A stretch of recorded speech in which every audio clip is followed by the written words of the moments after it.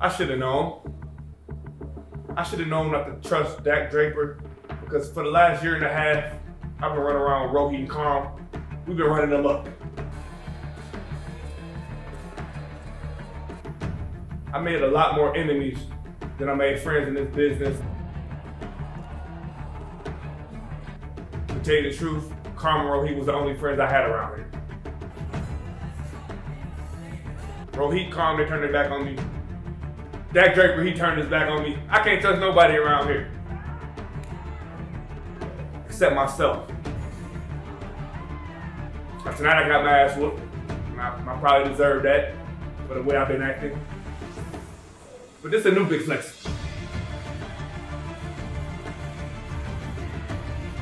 So here's what I'm gonna do. Next time I see Rohit and Karam, we can do this 2-on-1. And y'all might whoop my ass, and I might deserve that.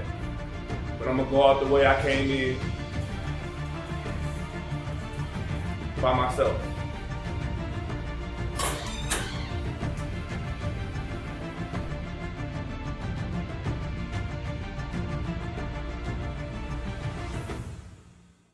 That'll do it for us today here on the pre-show for Glory Pro Wrestling's Go for Broke. I'm Joe Roderick. Hey, let's get you down to the South Broadway Athletic Club for some pre-show matches. Here's Ben Simon.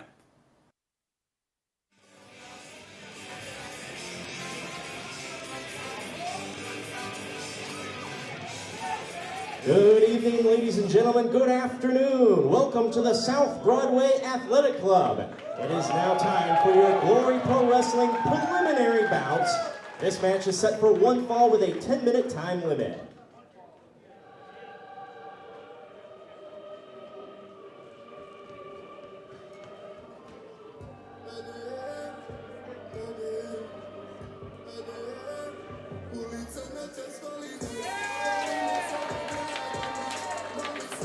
Coming to the ring first, from St. Louis by way of Bosnia, the Legenda, Edvin.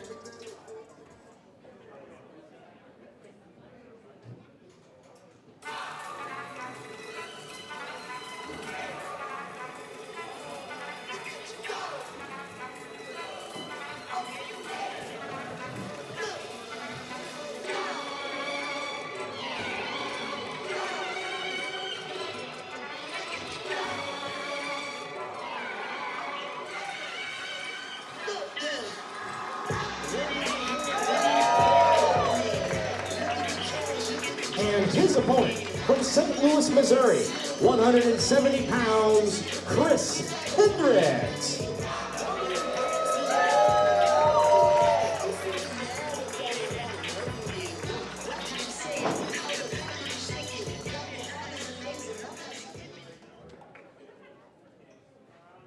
One fall 10, your referee, Alex Strahan.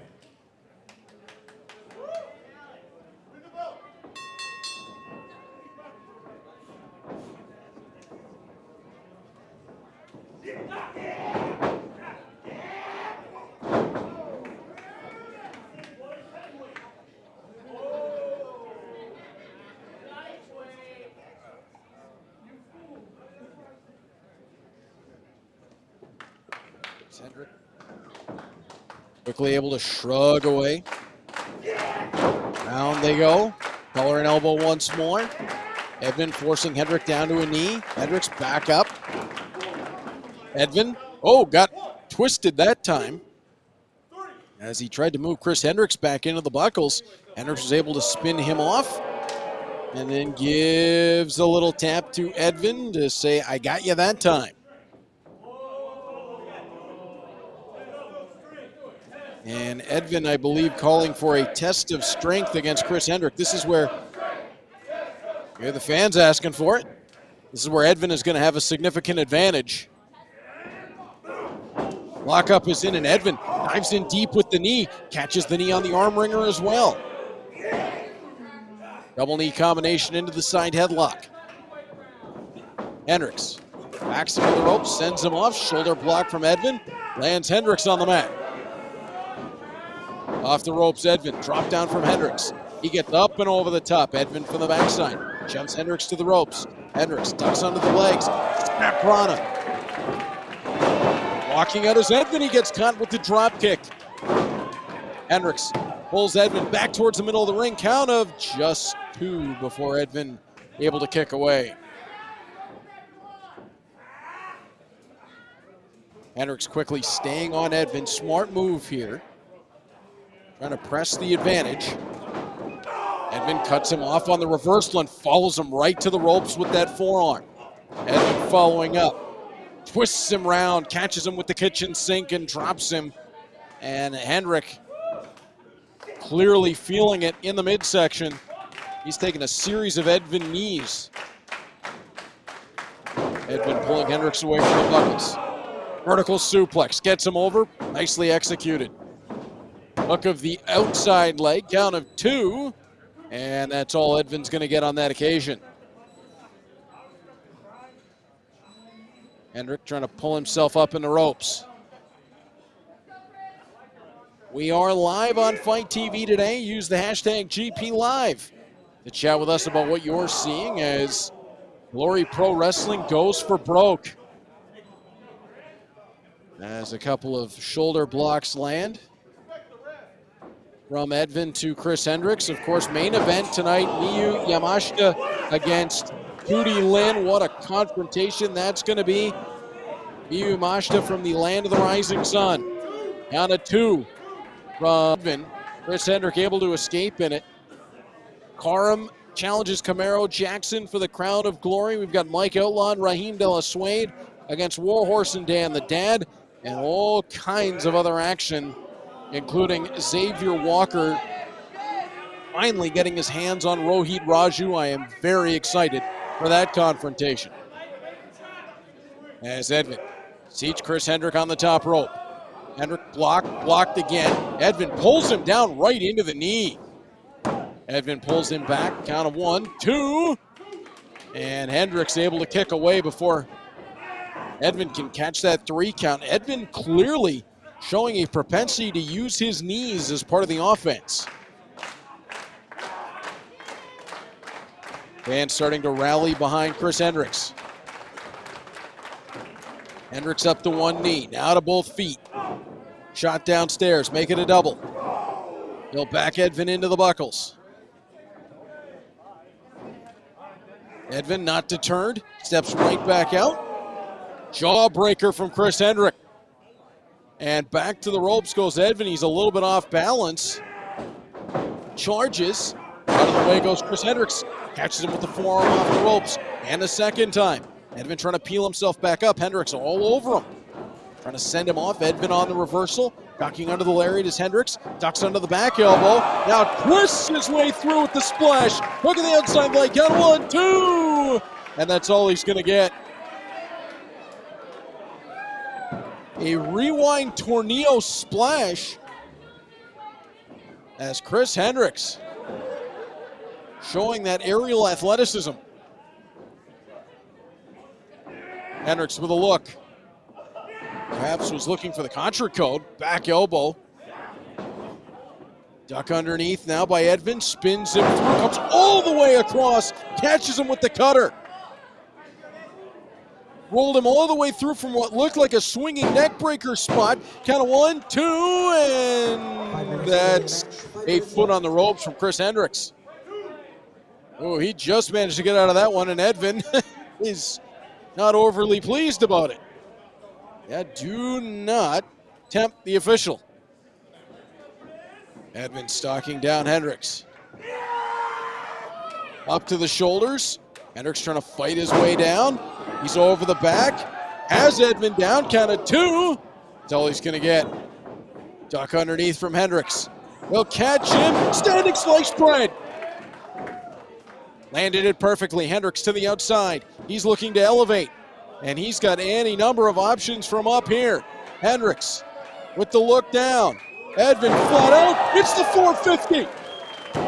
Look at the outside leg. Count of 2. Make it 3. Chris Hendrix picks up the victory. 6 minutes, 16 seconds. Your winner by pinfall, Chris Hendrix. Chris Hendrix, that was downright impressive. The standing slice bread to set it up, and then from high up in the lights, the 450 splash. And the exciting Young Glory Pro Wrestling product has a win here at Go for Broke, as he looks to rise his way up the ranks. And Chris Hendrix, certainly like we've seen before with the likes of Rahim de la Suede, Moses the Deliverer, this is where they start. And Hendrix has the talent to get to that next level as he picks up the victory here. Edvin put on a heck of a performance, but just not enough on this afternoon.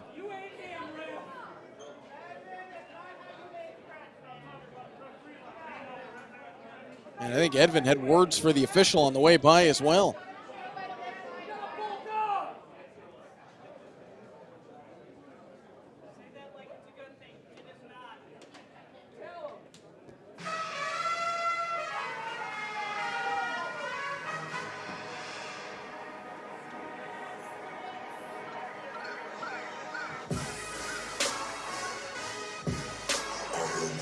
Our next bout is set for one fall with a 10-minute time limit.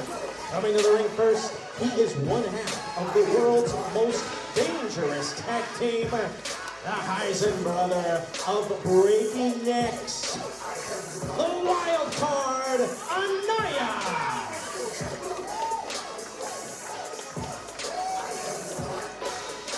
Anaya is a monstrous individual.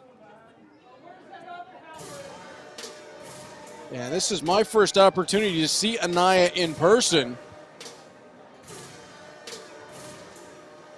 And he is stalking around the ring like a caged lion.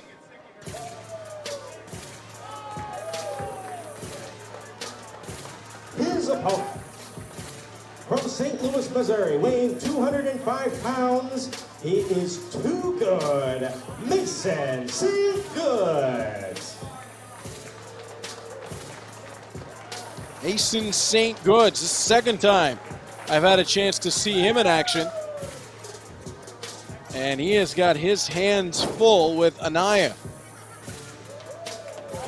Like we saw with Chris Hendrix in our opening pre-show contest, Mason St. Goods can really move.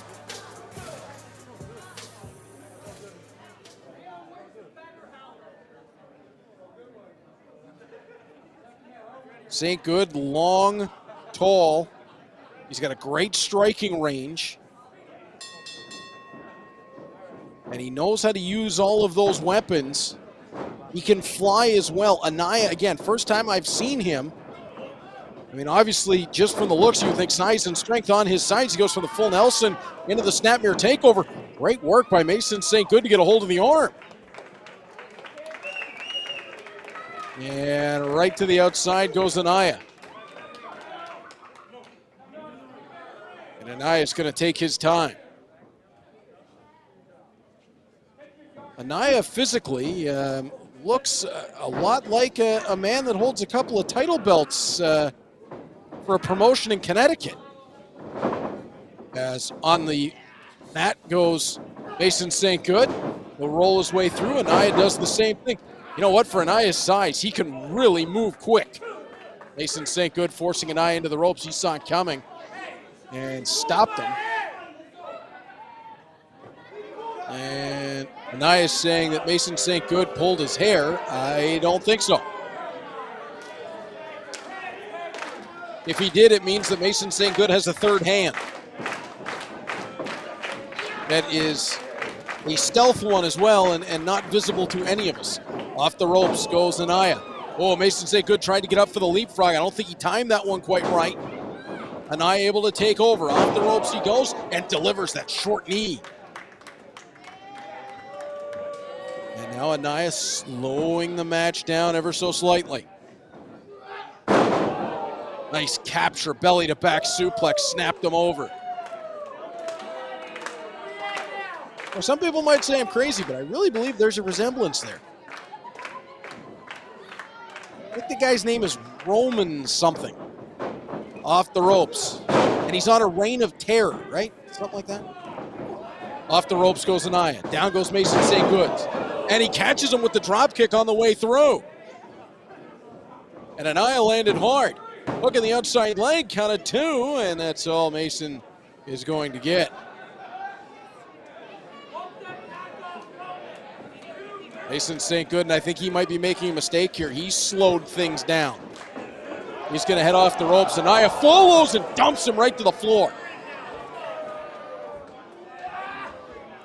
And I don't think this is a spot you want to be in with Anaya. And I stand by that. Belly to back suplex, landing him on the hardest part of the ring where wood meets steel. Look at the outside of the leg. Count of 1, 2.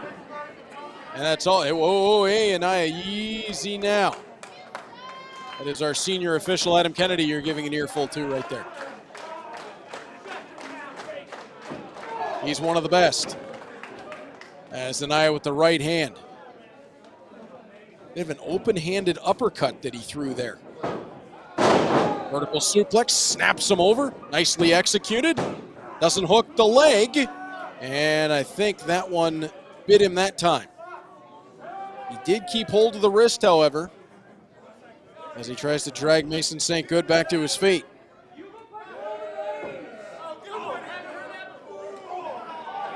And now Mason St. Good fighting back with the right hand. And Anaya asking him, he's telling him, come on, throw that right hand. Mason St. Good says, all right, I will. Backs him into the corner. Reversal, Anaya follows in, clothesline. Trips him on the way out, hits the buckles. Trying to fly in with what looked like a bit of a corner cannonball. Mason St. Good down to the way. Anaya charges in, got met with the boot. St. Good drives in with the forearm. Back to his feet quick. Clothesline lands. Anaya rocking and rolling. This is what St. Good's going to have to do if he wants to win this match. He's got to speed it up. St. Good walks his way over. Vertical suplex perhaps intended. Reversed. Anaya with St. Good way up. St. Good able to fight his way down. Northern Light suplex with a release. St. Good's got the crowd behind him and he's starting to feed on it. Don't waste time. Anaya back to his feet. St. Good off the second rope. Oh, caught to the shoulders. Anaya's got him. Back elbow lands. St. Good fights his way down. Back elbow again from Anaya. To the shoulders once more. St. Good trying to hang on. He'll fight his way down the backside. St. Good hits the ropes. He'll elevate. Catches him with the knee on the way through. Oh, and Anaya, he went down near face first. St. Good trying to hook the outside leg, and he did get it. 5 minutes, 12 seconds. Your winner by pinfall, Mason St. Good. Mason St. Good. He'll pick up the win to wrap up the pre-show portion. Crowd really got behind him later on in this match. St. Louis's own joins Chris Hendrix in the winner's column to open up Go for Broke. And I think Anaya just hit the deck on the floor. We might need to help him. Anaya doesn't look like he's quite sure where he is just at the moment. Hey, he looks like he's going to get a piece of just about anybody, too.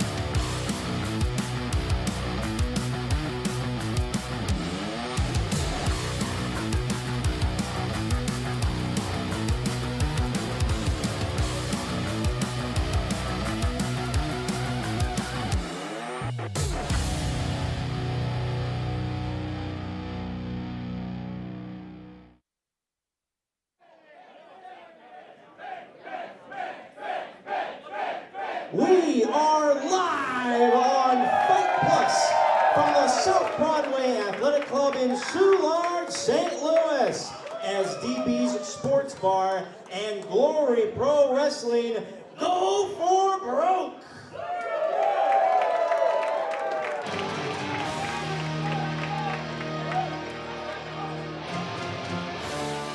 It is that time. Glory Pro Wrestling going for broke. It's Reed Duffy.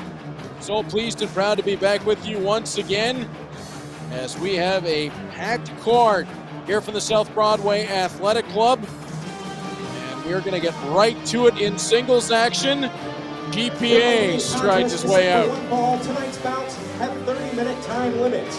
Coming to the ring first from Chicago, Illinois, weighing 190 pounds, the academic standard GPA. The academic standard. He certainly has no lack of confidence in himself. And being in St. Louis, announcing yourself in from Chicago is not going to garner yourself any love from the crowd. 13 years a pro is GPA.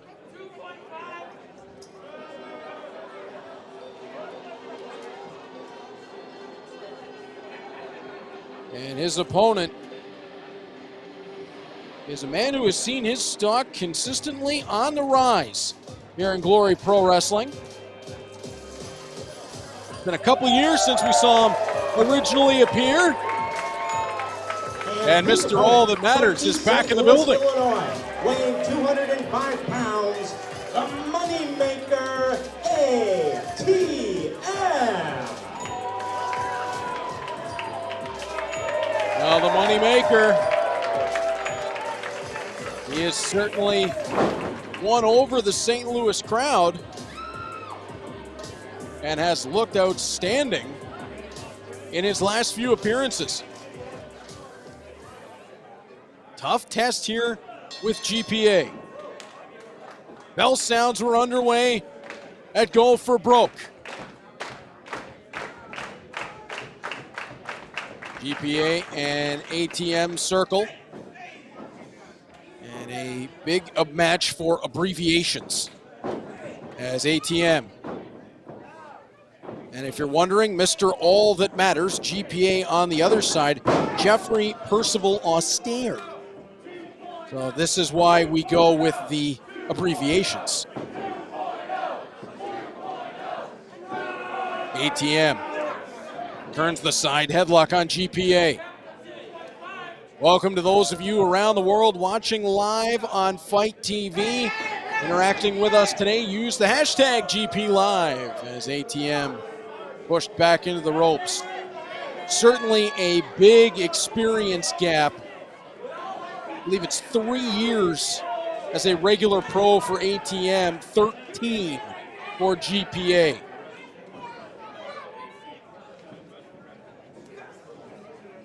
Collar and elbow tie-up. GPA on the go behind. Looking to isolate the arm of ATM.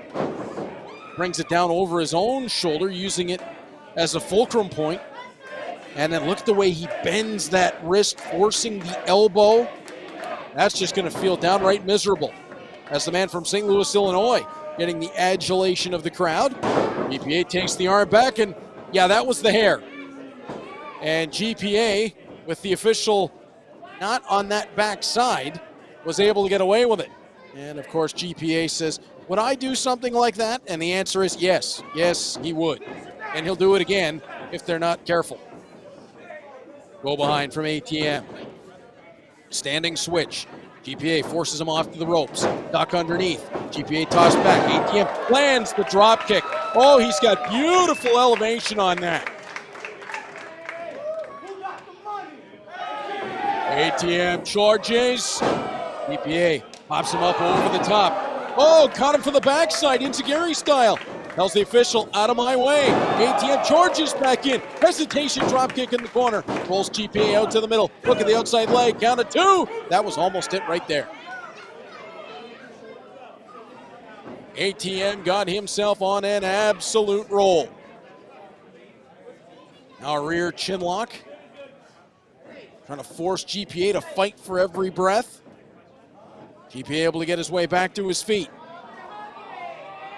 Almost looked like he wanted to reach out for a tag, and we're in a singles match, my friend. Back to the buckles. GPA is, let me out of here.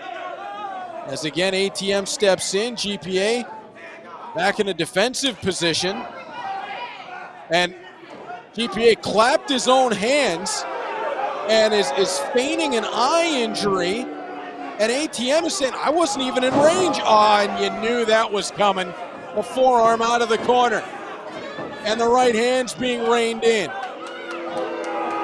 Now, if you're the official there, you cannot call what you don't see. I don't know why he was giving ATM so much trouble and then not giving the same back to GPA after the sneak attack.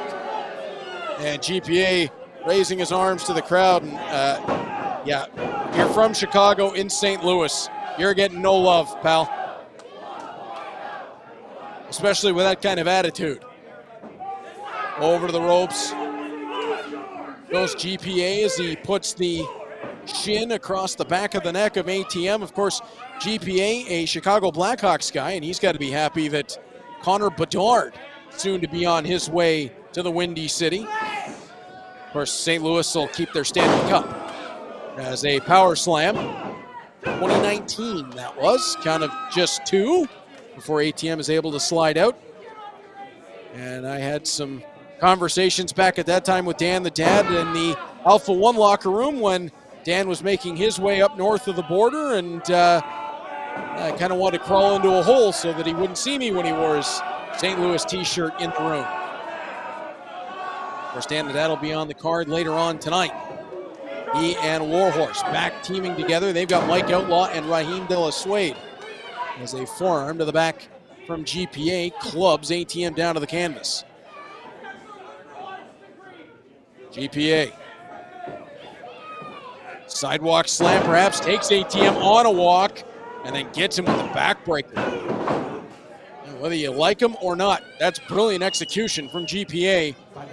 He is very, very talented inside the squared circle. And GPA telling ATM, stay down. Yeah, there's no chance that ATM's going to do that. If he's got an ounce of fight left in him, he's going to keep trying. He's going to keep working. He's going to keep coming at you. And GPA trying to take it all out of him. Belly to back, ATM able to land on his feet. There's that incredible athleticism as he flies in with the forearm. And a second. ATM explosive offense. He creates speed out of nowhere. Sits out with the power slam. Got a 1, 2, and no. Looked an awful lot like a snowplow as he sat out with that power slam and got the count of 2 out of it. Now hoisting GPA up from the backside. Pump handle brings him up. Not sure what he was looking for in the end. Jawbreaker from GPA doubles it up, then hits the stunner. Wow, what a combination from GPA. Off the ropes. Sidewalk slam potential. Nope. Gets him all the way. Shoulder for the running power slam. Got a 1, 2, and a half before ATM's able to get out of it. I don't know if that was intentional, if GPA made that up on the fly, but that looked pretty good. As ATM looked like he might have been going around the world to escape. GPA cut him off and right into the running power slam. Fluid motion. Again, maybe looking stunner. ATM able to take the back, then hooks the arm in. Again, ripcord. GPA misses with the kick. Pump handle. Caught him with a knee on the way through. Count of 1, 2, GPA is out. 7 minutes, 1 second. Your winner by pinfall, ATM. Oh, that looked just downright vicious. From the pump handle position, ATM got GPA spinning through the air and then hammered him with a knee. And GPA was out. I wonder if that caught just grazed off the side of the jaw or the chin and and that looks like where GPA is holding. I think he caught him right on the point of the jaw with that knee on the way down. ATM walking away victorious in our opening contest. Impressive performance, giving up a ton of experience and coming away with a victory.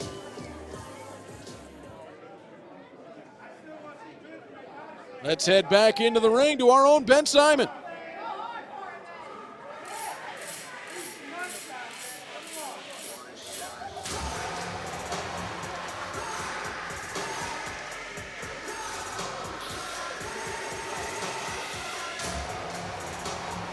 Oh, sorry, Ben, I kicked it to you a little bit early there. Tag team action coming up. And I am very familiar with both of these teams, but specifically Mark Wheeler and Jesse V. Jesse V, the tower of power in the front. Set for one fall. Coming to the ring first from Toronto, Canada. They are your mom's favorite tag team. The team of Mark Wheeler and Jesse V. Locked and loaded. Mark Wheeler, the Golden Gun. He's at times been known as the Bond villain of professional wrestling. And when he hits you with that Golden Gun revolver, it's lights out. Jesse V, of course, the monster behind him. Both these men from Toronto. I believe Mark Wheeler is in fact from the same hometown as me. That's Hamilton, Ontario, Canada. Mark Wheeler and I went to the same college. Granted, some years removed from one another. I'm a little bit older. And Mark Wheeler, I know for a fact, knows this man well. Oklahoma, the Southern Flamingo, Kody Lynn. So let me take you on a little bit of a journey north of the border. Alpha One Wrestling through the 2010s. Kody Lynn made a big name for himself in the same promotion that Mark Wheeler did in Alpha One. These two have crossed paths before. Different attitude on Kody Lynn than any time in the past when he's met up with Mark Wheeler. As Mark Wheeler stomps on that belt, and oh boy, there go the zips on the pink denim shorts. One thing's for sure, Kody Lynn is a snappy dresser, wearing a pink Canadian tuxedo, sort of. And this is where the fun and games of the Southern Flamingo come to a close. And I talked about the monster that is Jesse V. Well, if you're looking for a monster to go toe-to-toe, you found him.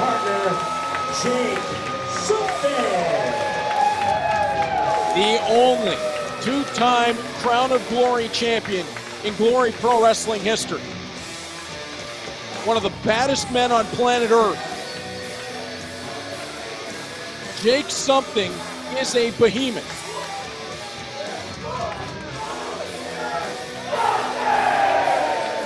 And I guarantee you, everyone in St. Louis knows that name.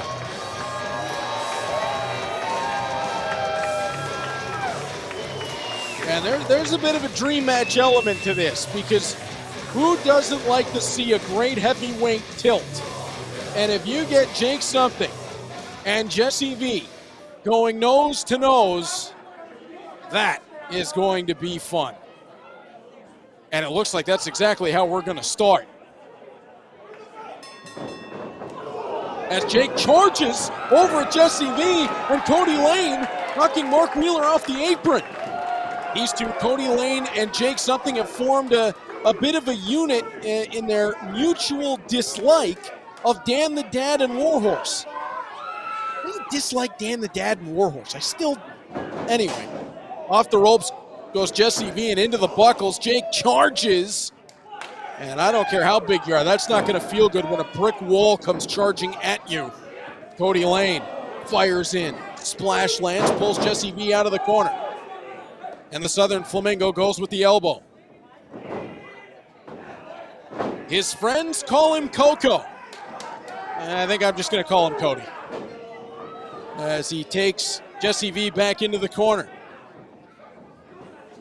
Kody Lane and I in the past, I think you would refer to us as friends. We were quite close when Kody was making a lot of trips up here north of the border, and I don't know what to say about the attitude change when the Southern Flamingo arrived. Power slam by Jake Something. Jake Something is never someone I've been very close to. In fact, a few times that I shared a locker room with him, I ran the other direction. Thank you very much. Rear waist lock. And Jesse V landed on his feet. Out of that German suplex and lands a spear. How in the world did Jesse V do that? Mark Wheeler steps in. Man, one of the best super kicks in all of professional wrestling. Up and over the top goes Wheeler. His athleticism is incredible as he trips down Kody Lane and lands that glorious drop kick. Oh, Canada, as Wheeler charges in. Elbow popped up by Kody Lane. He'll dive, and Wheeler talk a lot about the strength of Jesse V. Mark Wheeler certainly not out of that same column as he hammers with a modified brainbuster on Kody Lane. Just got the count of 2. Oh, and Kody Lane goes to the throat. He took the shortcut to halt the momentum of Mark Wheeler. Lane off the ropes. Uh-oh, caught to the shoulders. Jesse V cuts off Jake Something. Jesse, oh my goodness gracious. Leaps high into the air for the drop kick. Count of 1, 2, and that's all he'll get. Jesse V is a mountain of a man, and we've seen him land on his feet out of a German suplex and land a doomsday drop kick from the mat. Mark Wheeler back elbow, forcing Kody Lane down to the canvas. Count of 1, 2, and that's all he'll get. Mark Wheeler is extremely sudden. His offense is crisp, it's dynamic, and he is just frighteningly fast. Kody Lane biting the hand of Mark Wheeler that time. Kody Lane is unorthodox as he throws the elbow to the back of the neck. Off the ropes, Wheeler pops him with the boot. Wheeler charges, Lane gets his boot up. Jake Something blind tag, so Wheeler's got to be careful here as Kody snaps him over. Jake's on his way in. Watch out, Mark off the ropes. Jake charges. Oh, the ring moves 6 inches. Up to the legs. That's all she wrote. No! No, it isn't. I thought this match was over right then and there. Mark Wheeler able to kick out before Jake Something can get the 3 count. Right hand, and a second. And a third from Jake Something, who's just hammering down at Mark Wheeler, and now makes the tag into Kody Lane. Jake pops Kody Lane up using his tag team partner for offense. Using him as a weapon as Kody Lane pulls those legs of Mark Wheeler, who was sitting back on the arms, but Wheeler's still able to get out. And then a drop kick to the back, cut off any hope that Wheeler had of getting over to his corner. Kody Lane jams him into the buckles of his own corner. Jake Something gets his arms out of the way as if to say, I'm not doing anything illegal. Boots downstairs, and I did not see a tag there. Oh, there it is. The referee being a little lenient on that over in the corner of Kody Lane and Jake Something, and Mark Wheeler hit the deck hard, hooking the outside leg as Jake stares up at Jesse V. Be careful what you wish for. Oh, knife edge chop from Mark Wheeler. Thrown with authority, and a second, and a third. Speaking of authority, there's that right forearm, and again, Jake Something having a long look over at Jesse V. 2 guys who look like they'd be right at home playing linebacker for the St. Louis Battlehawks. Oh, into the buckles. Wheeler comes off hard. And now Jake Something stepping on the ankle of Mark Wheeler. That allows him to make the tag to Kody Lane, and no movement for Wheeler. Kody measured him and landed that forearm. Wheeler strikes back. One more for Lane. Wheeler again returns the favor, turns around, knocks Jake something off the apron. Wheeler's got to be careful here as Jake grabs him from the backside. Wheeler able to stop that, but only momentarily as Kody Lane hits that step-up moonsault, kind of 1-2, and Jesse V's in to break it up. And Jesse V is saying exactly what we saw. Jake something, and now Jake in the ring, hammering away at Wheeler. Unfortunately for Jesse V, he needed to do the damage and then get out of the ring because the distraction of the official allowed Kody and Jake to change places. Shot put ball of a right hand to the jawline of Wheeler. And now Jake trying to stand on that right wrist of Mark Wheeler, and he'll drop an elbow across the chest. Quick tag again to get Kody Lane back in, and Jake lands a knee just for good measure before checking out. Kody with the pickup, drops Mark Wheeler over by the ropes. Slingshot, back senton. Beautiful execution. Flies across the ring to knock Jesse V off the apron, then hooks the legs on Wheeler, but he'll kick out. Mark Wheeler showing incredible resiliency as Kody Lane calling Jake into the ring. Double whip across the buckles. Oh, Mark got the boot up. Now slides out of the way, Jake something. Mark Wheeler with a little something going here. Able to fend Kody off. Pulls that top rope down. Jake something out to the floor. He'll step back in, and he flies his way through to the flatliner. Don't waste time, Mark. Don't waste time. You got the big monster standing in your corner. He'll try to pull his way over. Jesse V awaiting the tag on the apron. Mark reaches out the hand, and here comes the big fella. Clothesline lands on Kody Lane, and a second as Jesse V. He saw Jake something on his way in. Oh, sent him to the second buckle. Kody Lane got the boot up in the corner. Jesse V with the incredible elevation on that boot. Jake something. Oh, corner senton. That'll flatten even Jake. What has Jesse V got as he clears the ring of the opposition? They're both out in the aisleway. Jesse V! Oh no!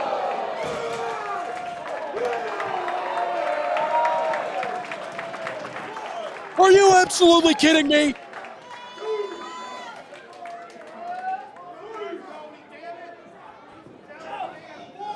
That was as if Mount Everest could take flight.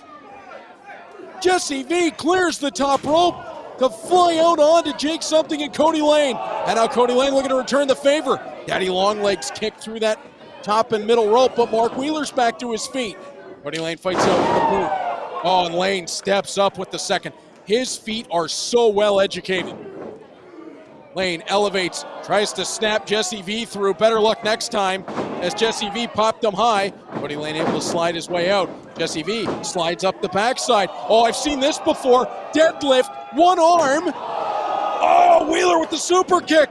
And then the lung blower out of the powerbomb. That's going to be all. Hook of the inside leg, count of two. Jake something with the desperation dive. Brilliant combination offense from Locked and Loaded. But Jake something just rescuing his partner in the nick of time. And now Jake being tackled away. He is not the legal man, although he's about to be, as Kody Lane rolls over to his corner, and that leaves Jake and Kody legal. Jake and Jesse legal. And Jesse V hung out over the bottom rope and strangled as he tries to get back to his feet. Ooh, right forearm landed right on the jawline. Jake's up. Can he get Jesse V up for this? Yes, he can. Jesse V trying to fight his way out and landed on his feet. Pushed back into the corner. I believe Mark Wheeler made the tag there as Jesse V got the boot up. Now the both charge. Double dropkick floors a charging Grizzly in Jake something. And now what in the world is this going to be? Up on opposite corners. Oh, Jesse V gets crotched on that top turnbuckle. Mark Wheeler had to step down. Oh, that super kick right on point. Off the ropes. Kody Layne leapfrog, and that was right into a black hole slam. Layne dives to the outside, and Jake's going to pick up the victory. 10 minutes, 58 seconds. Your winner by pinfall, Kody Layne and Jake Suede. What a wild tag team affair that was. Kody Layne and Jake Something stay on a roll.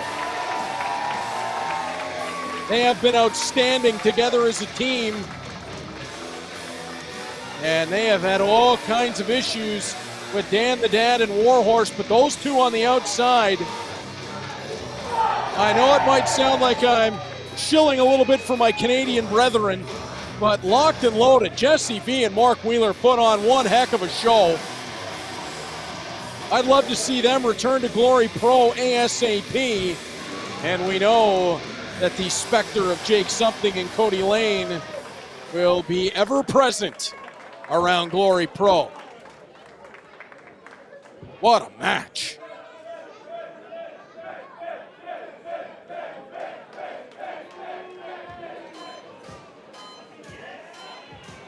Shazza McKenzie coming off a big street fight victory at the Pageant 3 over Laynie Luck is going to hop right back into action. The next contest is set for one fall. Coming to the ring first, now residing, she says regretfully, in St. Louis, Missouri, and originally from Sydney, Australia, she is Heartbreak Core, Shazza McKenzie. As Shazza steps into the ring, she is looking to make St. Louis her city.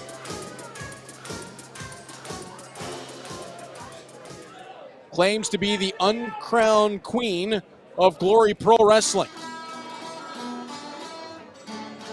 And we'll see how far that stretches, as her opposition for this contest, I don't really know what to quite expect as Lady Bird comes out. Pro Wrestling debut from Austin, Texas, Lady Bird. From Austin, Texas. She's held a trio of women's titles in her career. And as Ben said, this is Lady Bird's Glory Pro debut.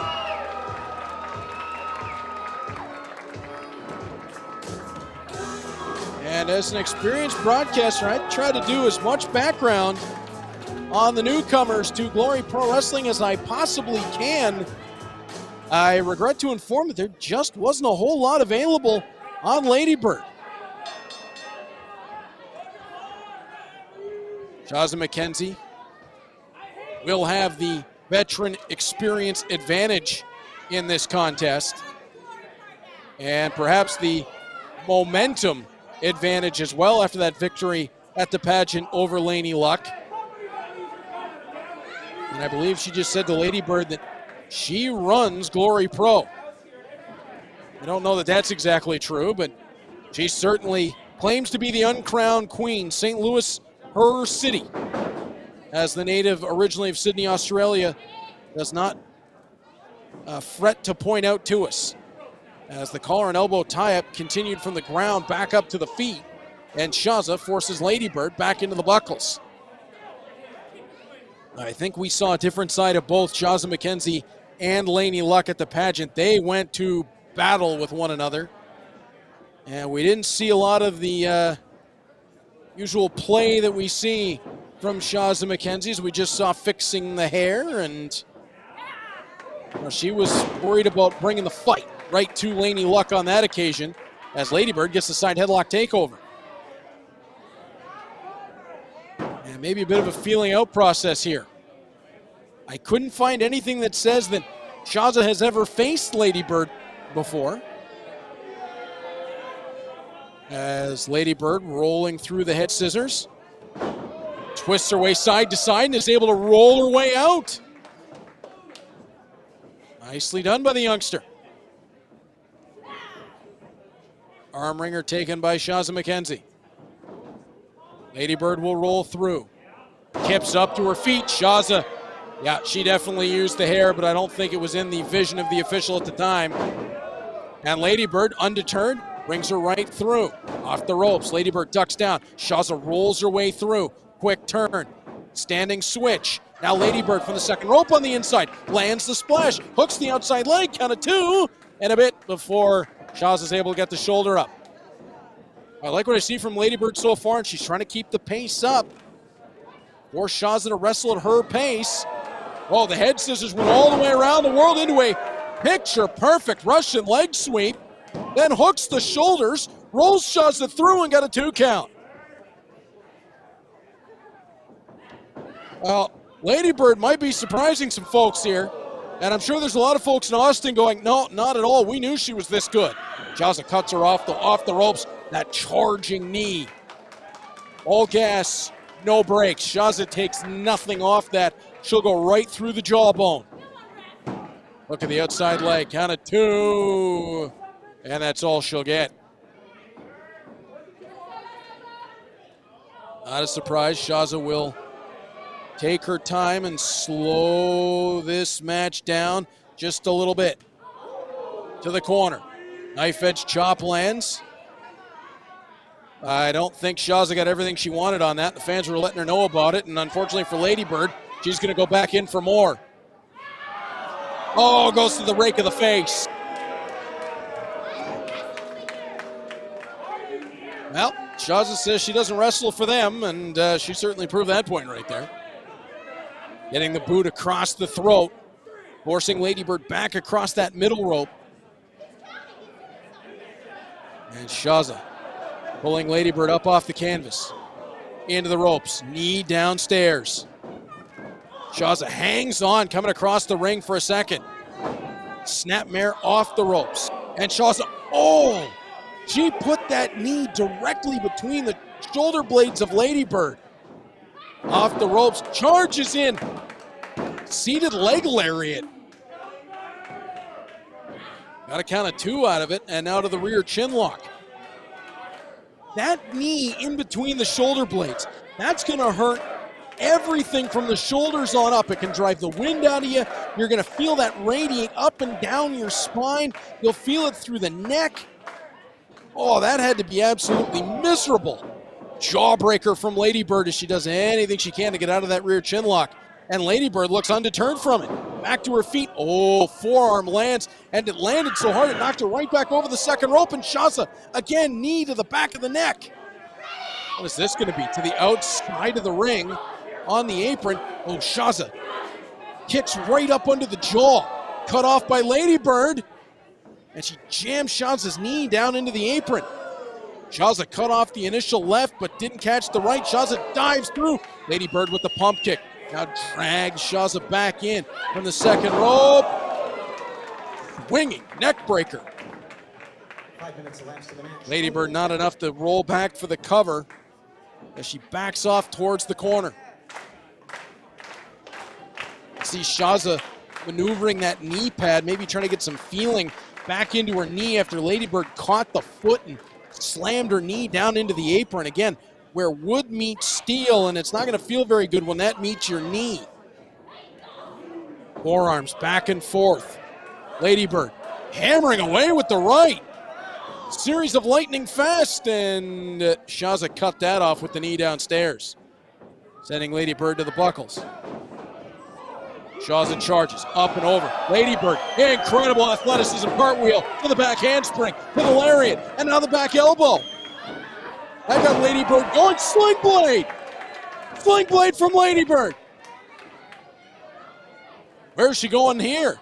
Up to the second rope. Springs up. Moonsault. That was perfect. Count of 1, 2. And Shazza's able to kick her way out. Flow like water into that moonsault. I would have to confirm, but I would put money on Lady Bird having some type of a competitive gymnastics background. Up to the top rope, Shazza McKenzie cuts Lady Bird off. Fisherman superplex. Count of 2. I had to make sure I saw what I thought I did there. That was brilliant from Shazza. Out to the shoulders. Ladybird. Death Valley driver across the knee. Look at the outside leg. Big upset coming. Count of 2 3/4. Wow, how did Shazza have the wherewithal to kick out of that? That would have absolutely spelled the end for a lesser competitor. What a great matchup here as Shazza, caught Ladybird. She tried to spring off the second rope. Shazza pulls Ladybird back in. There's that side Saito suplex. And Shazza hung on to the arm. And a second one. Still hanging on. Thought she maybe was looking for the hat trick. Settled for the brace. Now the roll up from the backside. She's got a hold of the tights. And Shazza's got it. 7 minutes, 37 seconds. Your winner by pinfall, Shazza McKenzie.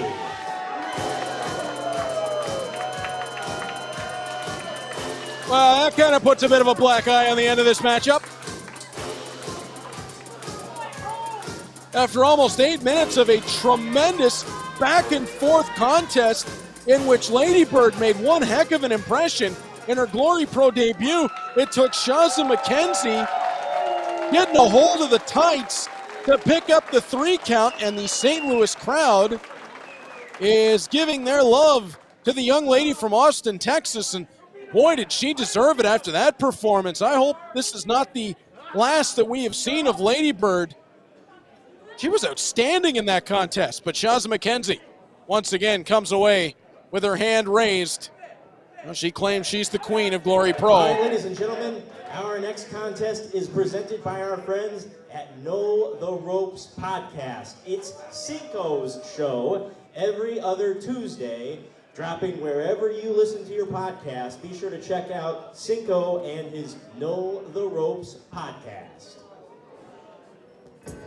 Well, I will echo that from Ben Simon. Cinco puts on one heck of a show.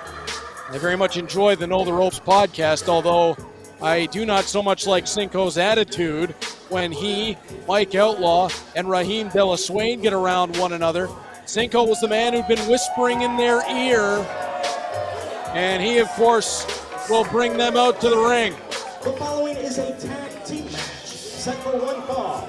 Coming to the ring first, accompanied by Cinco from St. Louis, Missouri. The team of the whole thing, Rahim de la Suede. And his partner, the general of the Bandana Brigade, real name, no gimmicks, Mike Outlaw.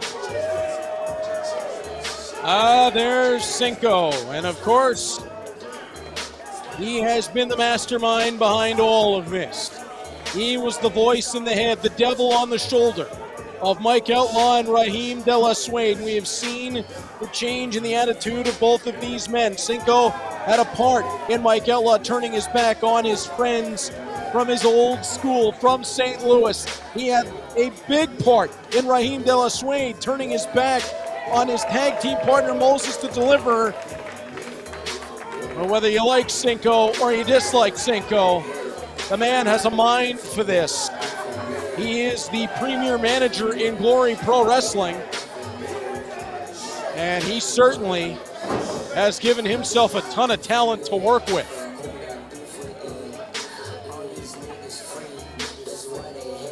And Cinco and Rahim, Mike Outlaw and Rahim de la Suede, they do make one heck of a tag team. And I'm not feeling too good after saying all those compliments to Rahim, Mike Outlaw, and Cinco. Two guys that we know make one heck of a tag team. Warhorse and Dan the Dad. I've been told that Warhorse has been on straight energy drinks since the pageant. 4,000 pounds of raw heavy metal. He's here to rule us.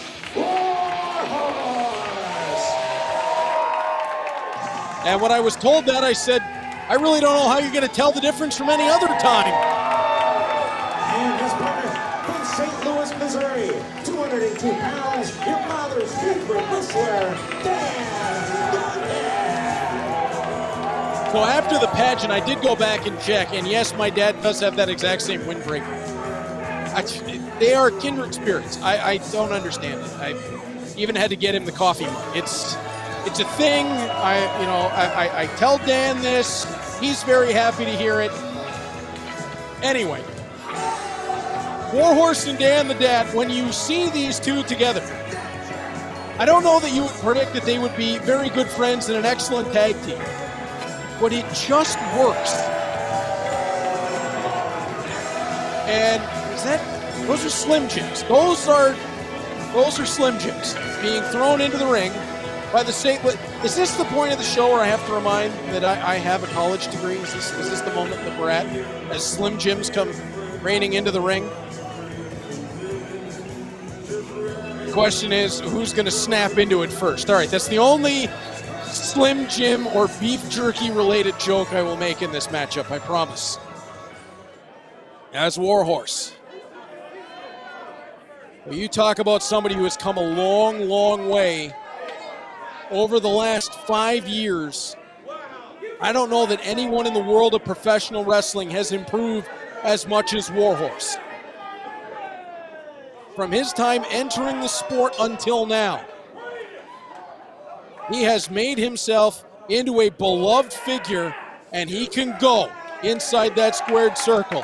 When you get past the face paint and the attitude and just general insanity that he brings, he is a downright fantastic professional wrestler. And again, he's got a great tag team partner in Dan the Dad as they lock up collar and elbow Warhorse and Rahim de la Suede.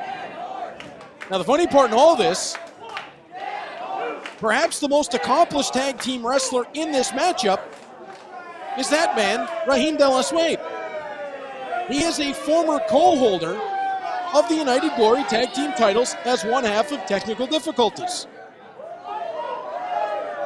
And as much as Rahim and Mike Outlaw have been running together for some time now, I believe that Dan the Dad and Warhorse actually hold the tag team experience advantage in this matchup. In terms of total professional experience, Dan the Dad and Warhorse not quite doubling the experience of Rahim and Mike Outlaw, but a significant advantage in competition overall as Warhorse.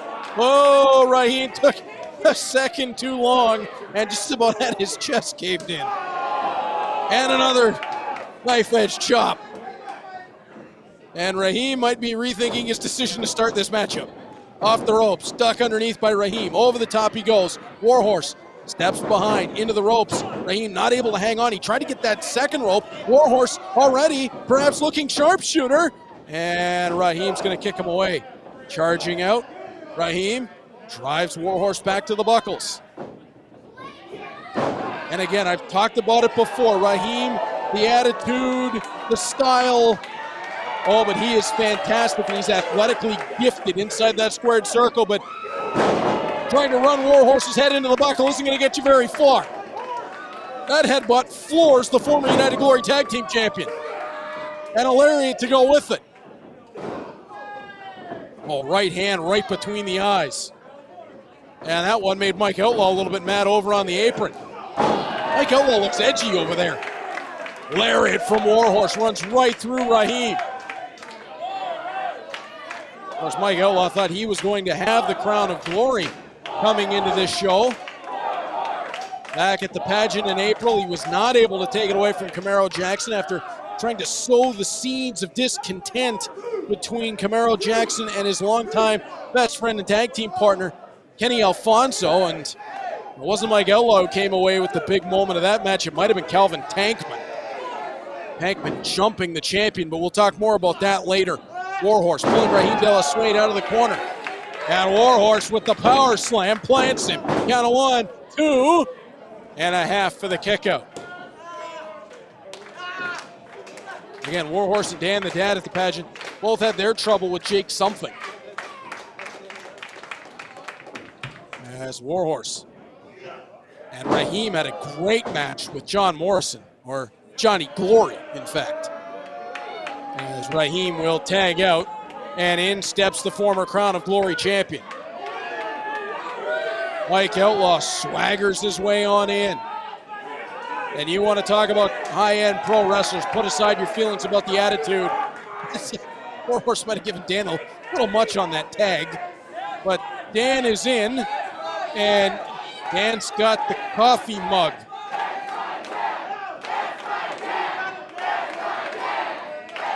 Yes, the crowd is chanting, "That's my dad," at Dan the Dad. And, oh, he faked him out on the test of strength and then went to the hair. Oh, and Mike Outlaw goes for the side. Dan is still holding the coffee mug. Mike Outlaw with the side headlock. I've always wanted to know what's actually in that mug. Is it coffee? Dan with one arm was able to pull the reversal. He was going for a sip. Side headlock once again. And he's cranking on. He hasn't spilled a drop. Oh, almost there. As back to the ropes. Oh, now he spilled. Off the ropes goes Dan. Shoulder block lands. And now he can get a swig of coffee. Off the, he's still got the mug. Off the ropes. Mike Outlaw. Oh, no. Ow. Inverted atomic drop, and Outlaw did it to himself. Off the ropes, Outlaw ducks under twice. Oh, he tripped him. He tripped him. Oh, that's brilliant. Hit the pose. Flash bulbs going off. Dan the Dad is having a good time at the expense of the former Crown of Glory champion right now. Oh, into the ropes, and well, so much for the good time as Rahim takes the coffee mug. Rahim is having a swig. Oh, no. Oh, Cinco. What are you giving it to Cinco for? Cinco getting a picture with the coffee mug as Mike Outlaw comes running over. I don't think Cinco's ever met a camera he didn't like. Right hands. And now stomping away at Dan the Dad in the corner. He's getting a picture with the mug. He's mugging with the mug. Rahim de la Suede with the boots. And Dan the Dad now, after the fun and games have come to a close, is having a mud hole stomped in him in the corner of Mike Outlaw and Rahim de la Suede. And Cinco watching on approvingly. Mike Outlaw over to taunt Warhorse. Rahim stepped in. Good job by the official. He knew what was coming. Stepped over and forced Rahim back out before too much damage could be done. Right hand from Mike Outlaw. Tag into Rahim de la Suede. Cohesive tag team work here from Outlaw and Rahim. Belly to back suplex lands. And Rahim, there's that athleticism as he goes for the handstand into the sweeping leg drop. Just a count of two. Rahim is a little bit different than anybody else you're going to see. His movement in the ring, there's just something about it. It's different. And I think it gives him an advantage. It's fluid. It's really, really good. But he just has a different style about him, and I can't quite put my finger on it as he rolls Dan over for a count of two and a bit. And now steps back over to the corner for Mike Outlaw, and Rahim has the mug. Why does Rahim have the mug? As he steps over to Dan the Dad. You wouldn't be thinking about doing anything nefarious with that mug, would he? As Rahim going for a sip. Dan turns him. Oh, jacks his jaw with the rights. Getting him going. And Dan takes the mug back. Big swig. And now speeds it up. Those right jabs. Hammering in. Right after right. Spinning Rahim around in the circle. Now he's going to wind it up. Here comes the fastball. Mike Outlaw in to cut him off. Oh, kick downstairs from Outlaw. And now Outlaw, the mug is hot property. Oh, he threw the coffee in Rahim's face. Oh, Rahim de la Suede is down and squealing. And the Dad rolls out of the way of the lariat. Cinco might want to get a towel. In comes Warhorse on the tag. And Rahim gets back to his feet and just starts getting popped. Knife edge chops, right hands to Outlaw. Again to de la Suede. Boot downstairs on Outlaw. Outlaw reverses, into the buckles goes Warhorse. He gets the boot up. Outlaw turned aside. Warhorse comes running. Double clothesline. Everybody down. Warhorse last man left standing. He tries to turn De La Suede into the buckles. Round and round and round they go. Where it stops, it'll be Warhorse to the buckles. Rahim flies in. No water in the pool. Back elbow lands from Warhorse. Rahim caught. Pump handle. Warhorse pops him up. Sit out pump handle power bomb. And it's Mike Outlaw who rolls his way back in. If you have a guess for what type of coffee Dan the Dad had in his mug, give us that answer with the hashtag GP Live. In fact, tag me in it at RC Duffy. I want to know what we're all thinking. I'm going Folgers.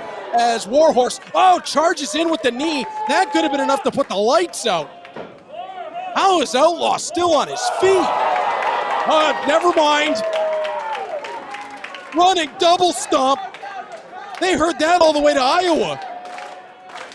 Good Lord. Mike Outlaw's lung might be on the floor. Rahim De La Suede enziguri. Hoisting Warhorse up to his shoulders. Here's Dan. And Dan the Dad with the go behind. Standing switch. Rahim caught underneath. There's that fastball of a right hand. Off the ropes, Warhorse hit the second. He turned him inside out with the lariat. Look at the outside leg. Counted two. And Rahim De La Suede kicked out. You've got to give it to Rahim De La Suede. He just took it from every angle. Dan the Dad like Adam Wainwright going 90 plus. And then Warhorse turned him inside out with the lariat. And he still survived. Off the ropes goes Rahim. He's able to hang on. Mike Outlaw makes the tag in. Rahim pulls the top rope down on Dan. Now Warhorse trying to roll up Rahim. He's got the sharpshooter set up from behind, but he's not the legal man. Mike Outlaw scoops. Just a count of two. Outlaw, duck underneath by Warhorse. And now Warhorse will go to the lefts. The left jab, forcing Outlaw to the ropes. He'll swing him out. Outlaw spins, catches him downstairs with the knee. Kept the rotation going into the DDT. See, that's what I'm talking about. You can dislike the attitude all you want, but excellent professional wrestlers. In the corner. Dan the Dad charges in. Got all his body weight behind that back elbow. Dan,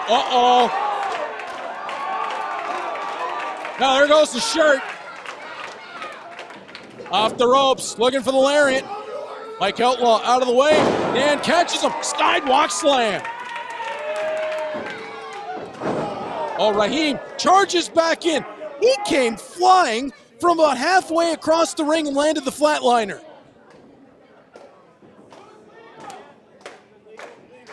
I can't believe how far Rahim De La Suede just flew. And now Rahim charging in at Warhorse. Catches him with the shoulder block downstairs. Outlaw follows. Knife edge chopping. It almost sent Warhorse's legs up to the top rope. Get him into Rahim. Warhorse snaps him over. Outlaw steps back in. They go for the jab downstairs. Flying tag from the backside. Dan the Dad is the freshman. 3D! 3D! Oh no, not this again. Jake Something is back at ringside.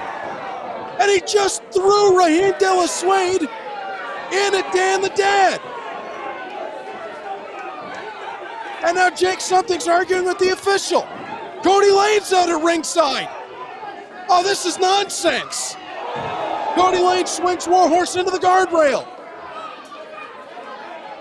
This is absolutely ridiculous. Kody Lane and Jake Something continuing this insanity with Dan the Dad and Warhorse. Dan's out. And Mike Outlaw got pulled on top of him for the victory. 13 seconds. Your winners by pinfall, Rahim De La Suede and Mike Outlaw. They nearly had to wake Mike Outlaw up to inform him that he was the winner. And now Cinco and Rahim de la Suede trying to get out of here as fast as they possibly can with the win in their pocket. This match was over. Jake something press slammed Rahim de la Suede on top of the pile and using him as a lawn dart knocked out Dan the Dad. And Dan's still out. And now as Warhorse rolls in, Dan starting to come to a little bit. Well, this nonsense with Kody Lane and Jake something is headed down the tracks, and it's heading one direction. And Warhorse wants a microphone, and I think I know exactly what he wants and who it is he wants. Listen up, Kody Lane, you piece of garbage. I thought this ended at the pageant. I thought this ended when I picked you 1, 2, 3 in the center of that ring at the pageant. But apparently, I was wrong. Apparently, Dan, we were both wrong, and nobody disappoints my dad like that. He can't possibly be Dan's actual. Never mind. So you listen here, and you listen good.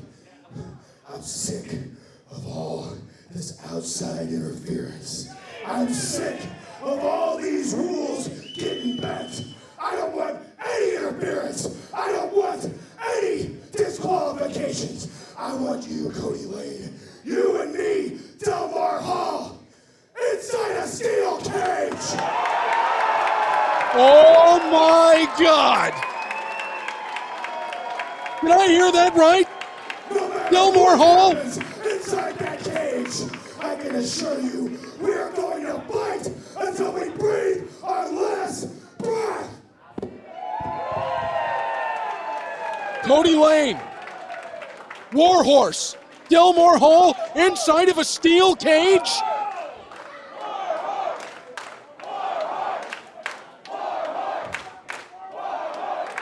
Oh my goodness gracious. What are we going to see when we get to Delmar Hall in June?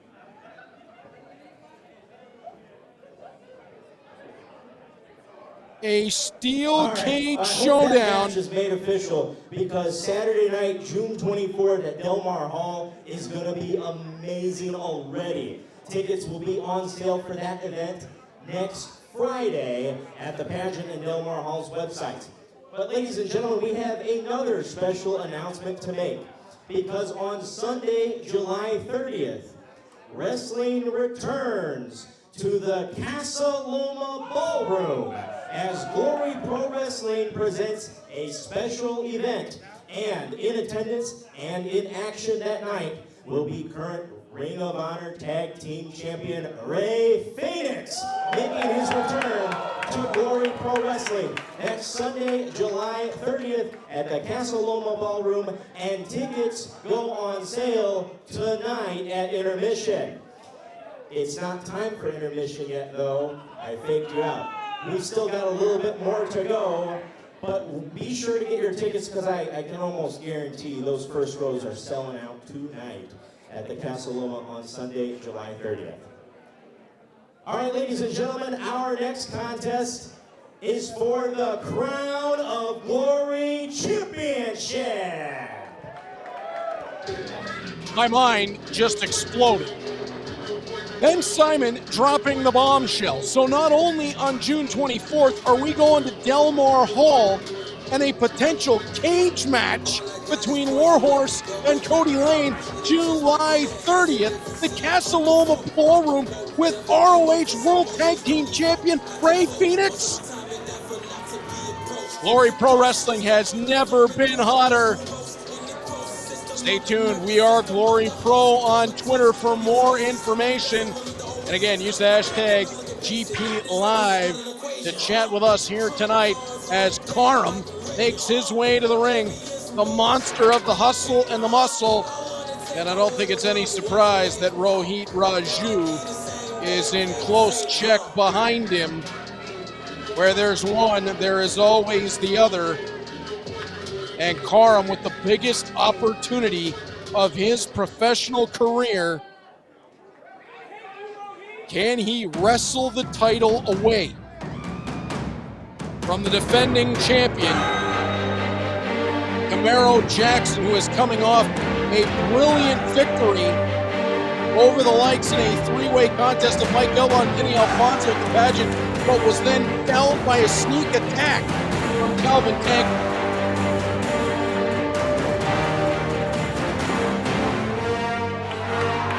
And there is the reigning defending champion.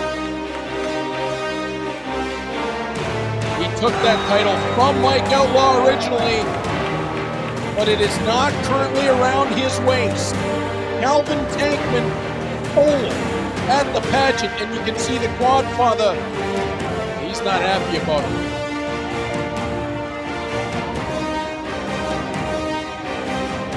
Camaro Jackson fought hard to earn that title. And unfortunately, it was ripped away from his grasp by a disgusting sneak attack back at the pageant. Both of these men, champion and challenger, 7-year professionals, and Karam is wasting no time. He is all over Camaro Jackson in the corner. Karam senses that this is his opportunity. The Crown of Glory title, though not physically here, is on the line. As the knife edge chop from Karam lands. And keep your eyes on Rohit Raju around ringside. The hustle and the muscle not at all above using chicanery. Karam, the two-time United Glory Tag Team Champion, fires Camaro Jackson down with the choke slam. Hook at the outside leg, count of 2. That's all he's gonna get. 238 days. Camaro Jackson has officially held that title. He has successfully defended it on 8 occasions. Looking for number 9 here tonight. As Karam blasted him to the back. It was September the 25th, 2022, that Camaro Jackson won that title. He has been a busy champion, and he's got Karam up in the lights for a massive vertical suplex. There you see the power from the Quadfather. That lower body strength is immense. He'll charge in. Catching Karam downstairs, hoisting him all the way across the ring to the far buckles. Shoulder block downstairs. And now he's gonna peel Karam out of the corner. Well, you would think, just looking at the two men, that Karam would have the size and strength advantage. He does have the size, but I think the strength is far more of a toss-up. Camaro Jackson charges it. Oh, he caught the ring post. Camaro caught the ring post. Karam turns. And now an opening for the challenger as he hammers Camaro Jackson up over the top rope into the floor. And Rohit Raju, who holds the record for the longest title reign in Glory Pro history. He held the Midwest Territory title for over 700 days. As out to the floor goes Karam. Camaro Jackson, officially the 9th Crown of Glory champion. Karam would love to make his mark as the 10th. Whoa, and he lit up the chest of Camaro Jackson with the knife edge chop. And Karam having some trouble with the ringsiders. That's not exactly new. Karam hammering Camaro Jackson around ringside. Knife edge chop lands. And yeah, it's not often I say I agree with Rohit Raju, but I certainly do there as Karam sending those knife edges in. I think it's just starting to make Camaro Jackson mad. Now Karam tries to charge Jackson across the ringside, and it's Karam who tastes the ring guardrail.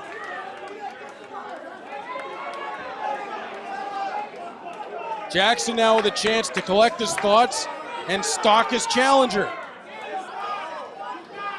And Karam hit hard.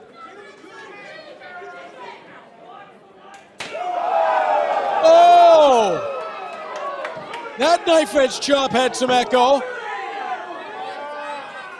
Can't imagine Karam, even at his size, is going to be able to take too many of those. And the look on his face tells the story.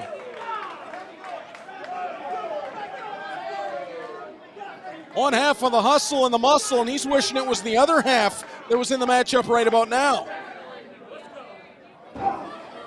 Karam slammed into the ring apron.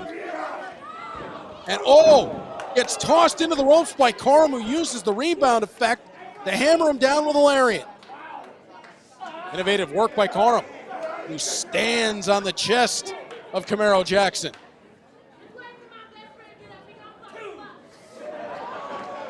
Jackson gets rolled back into the ring, and Karam will step his way back in. Well, after he has some words for the ringsiders. And if there's some jawing to be done, you know Rohit Raju is going to be in the neighborhood. As they say in the hockey world, vicious chirper. Karam with a knife edge chop, and that one sounded downright nasty. Camaro Jackson hung out to dry over that second rope, and now Rohit Raju in behind the official's back. I knew this was going to be a problem. Camaro Jackson pulls away from that second rope as Karam continues to stalk. He'll send Jackson across. Sternum first into the turnbuckle, and then clubs him with that right lariat to the back of the neck. Is this going to be all? Count of 1, 2. Jackson able to kick out. And Rohit having words for everybody. The official, Camaro Jackson, the ringsiders. And would be careful if I'm the Glory Pro camera crew around ringside as well. Never know who he's going to turn his attention to next. Karam. You can see with that rear chin lock, and he is forcing Camaro Jackson to fight for every breath he takes while he's able to get some wind here. Assess his next move. Trying to go to back mount, but does not have the hooks in, and Camaro Jackson actually stopping the one with his left arm. And Camaro squatting his way up with Karam on his back, and Karam goes to the elbows. Those 12-6 elbow strikes. Illegal in mixed martial arts, legal in professional wrestling. In fact, I think those strikes might have been doubly illegal. I think it was a 12-6 elbow right to the back of the head. And right back to that rear chin lock. Just look at the size of the upper body on Karam. A rear chin lock. It might seem simple, but when you're that size, this hold could make much lesser men tap. And now Camaro Jackson trying to make his way to his feet. And I believe Karam trying to turn it to a full Nelson. Does he have the fingers locked? Looks like he does. This could be a problem for Camaro Jackson. And in fact, I think he's almost got a half and half grip. And Camaro Jackson is down to his knees. He doesn't have the fingers interlaced like you traditionally see out of the full Nelson. He's got that over grip, the over-under grip. And that's going to allow Camaro Jackson to break that grip down. And backs Karam into the buckles.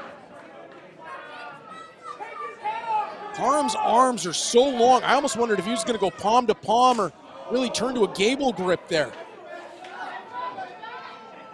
As Camaro Jackson up to his feet, and he sheds the elbow pad. And these two are going to go toe to toe, and they are going to take years off each other's career if they do it for too long. Knife edge chop back from Karam, from Camaro Jackson. And he says, give me more. So does Karam. Oh, this is vicious. And again, I don't agree with Rohit Raju very often, but I certainly agree with what he was showing with his body language around ringside. This does not sound like fun. Karam goes to the eyes. That puts a halt to the champion. And now the challenger back in control. He'll club to the back of Camaro Jackson. And a right hand right between the eyes. Knife edge chop, and Karam was swinging. Pardon me, I said right hand. That was a left hand between the eyes. Karam with Jackson on his shoulders. He'll spin, and Karam double goozle, sends him to the ropes. Camaro hung on. Back elbow strike lands. Camaro stops Karam from coming over the top with the right that time. And Camaro gets him first from a power slam position and then brought him straight down, counted 2. Almost had 3. I've seen Camaro Jackson use that before. Looks like he's gonna turn a power slam and then brings his opponent straight down. And once again, Rohit Raju having some trouble with the ringsiders. Not overly shocking. Again, Camaro Jackson hoisting Raju up to the shoulders. Hoisting Karam up to the shoulders as Rohit steps his way in. I knew that was going to come at some point to help Karam down. Duck underneath. Pop up from Karam, and he slams Jackson down to the canvas. This could be all right here. This could be it. It could be a new champion. No! Jackson able to get out of it. 10 minutes elapsed in the match. 10 minutes down. 10 minutes gone in the matchup. And Rohit Raju has ducked under the ring, looking for a little bit of plunder. And of course, we will see Rohit Raju in action later tonight when he goes one-on-one with Xavier Walker. The question is, will Rohit have helped Karam become the new Crown of Glory champion as Karam tries for that steel chair? He got warned by the official, but watch out for Rohit. Rohit on the ring apron. Oh no, not like this. As the official looking to take the, oh, Camaro Jackson turned it around on him. And it's Karam who goes into the chair. Lariat! Karam's flat. Look at the outside leg. Count of 1, 2, 3. Camaro Jackson retains. At 11 minutes even. Your winner by pinfall. Still the Crown of Glory champion, Camaro Jackson.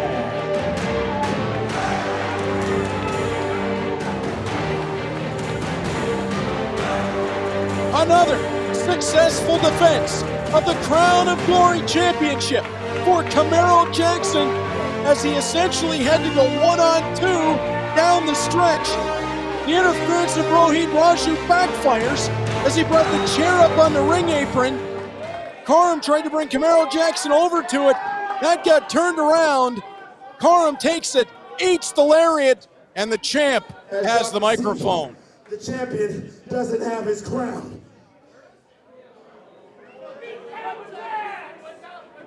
The last time I was in the Glory Pro ring at the pageant, Big Bad Tankman stole it from me. No. Like a thief in the night. He stole our championship. He stole our throne. I'm gonna be a champion with no throne to defend. Now, Camaro Jackson said it from the beginning, it is our title. Look at me. I know you watching. I know you watching, you big ugly son of a bitch. And I'm gonna send your message right goddamn now. Oh boy. You didn't show up tonight. I guess MLW got you booked, psych. Ooh, hitting him where it I hurts. dare you. I welcome you. You see, when I first became the Crown of Glory champion, I welcomed all challenges in the locker room and outside of the locker room. And I have to defend our championship to a stranger. I freaking will. Take me. Delmore Hall. I'll be waiting, bitch. Delmore Hall on June 24th. Camaro Jackson willing to officially defend that Crown of Glory title against Calvin Tankman. What are we on the way for on June 24th?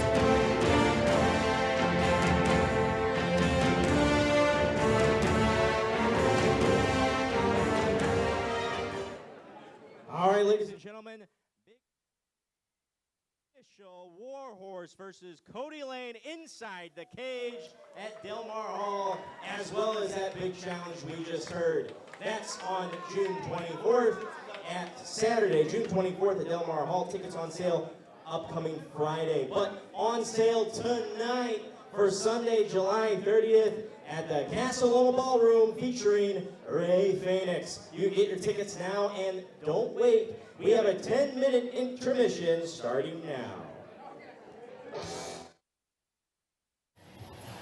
He is as world-traveled as you can be. He has struck gold on every continent he's competed on. And Irie has got himself into incredible shape. The last time I saw him, he went 5'8", 253. He's got himself down to 240, and he looks in the best shape of his professional wrestling career. But is that going to matter when he steps in against the monster, the beast, that is Jake Something?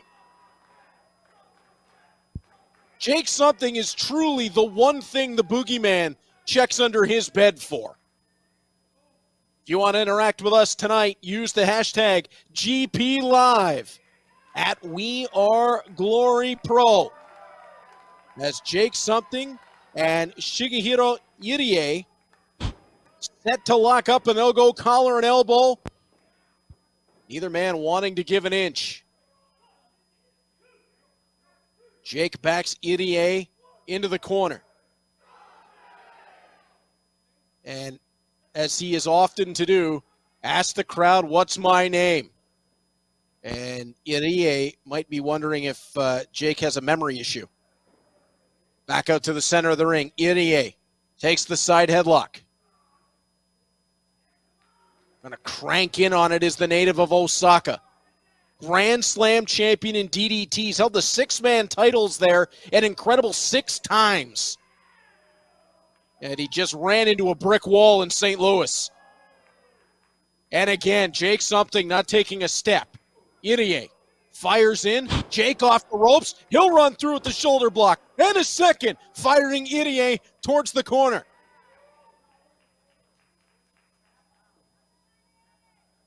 And the World Traveler may be regretting the choice to come to St. Louis just at the moment as Jake charges Irie out of the way. He'll hit the ropes, ducks under the clothesline, flies in, cross body, and that had all kinds of impact to it.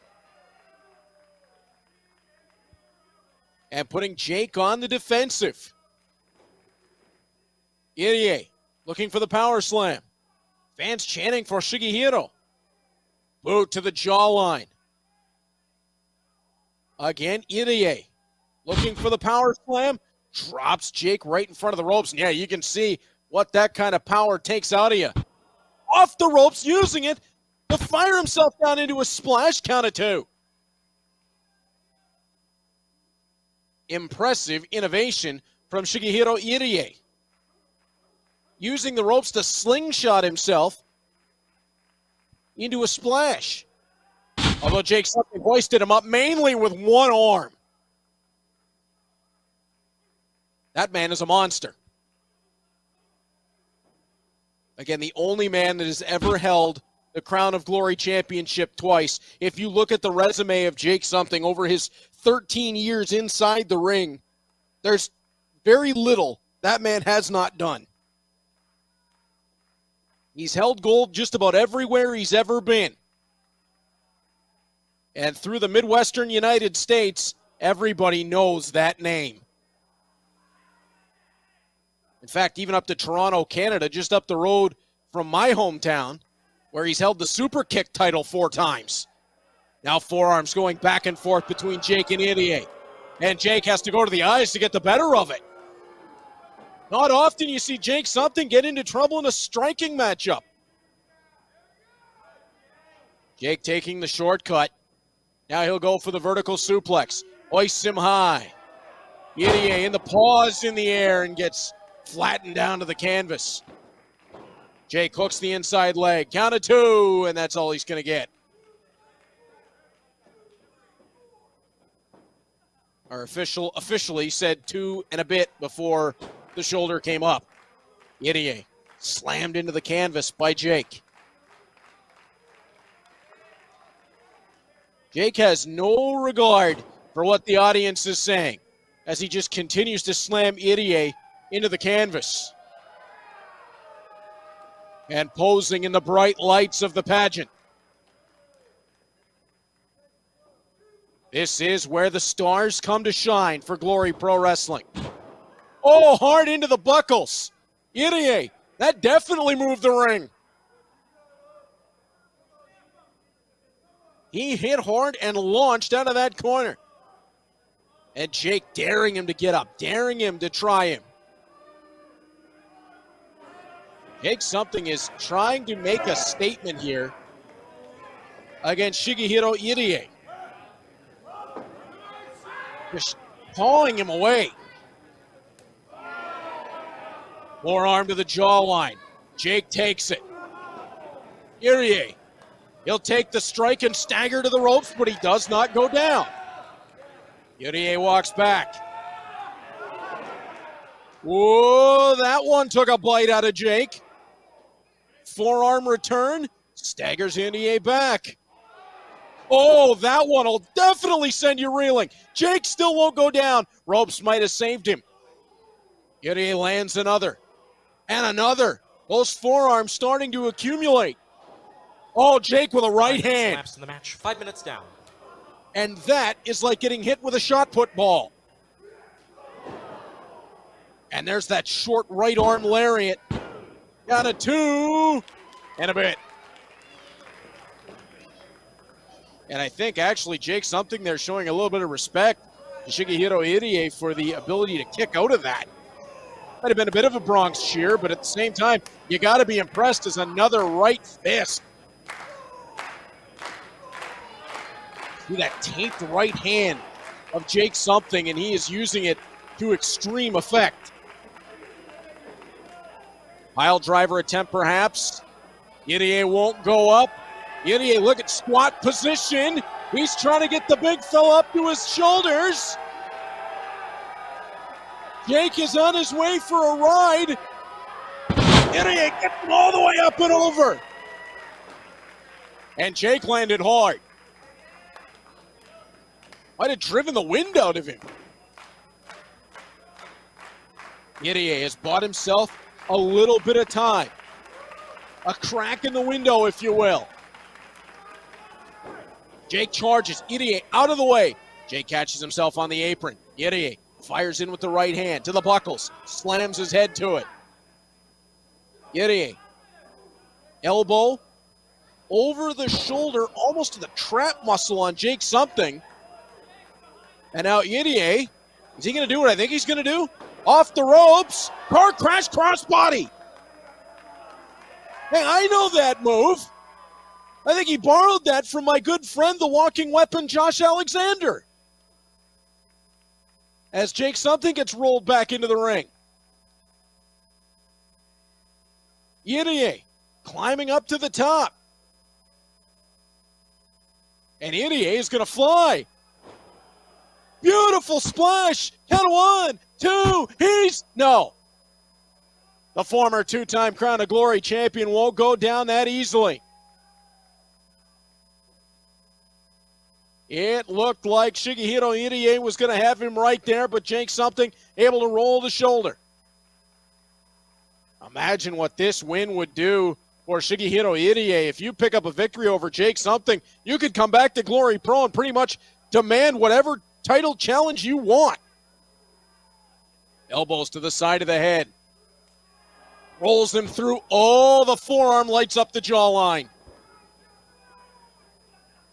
And there's an opening for Jake to catch a breather.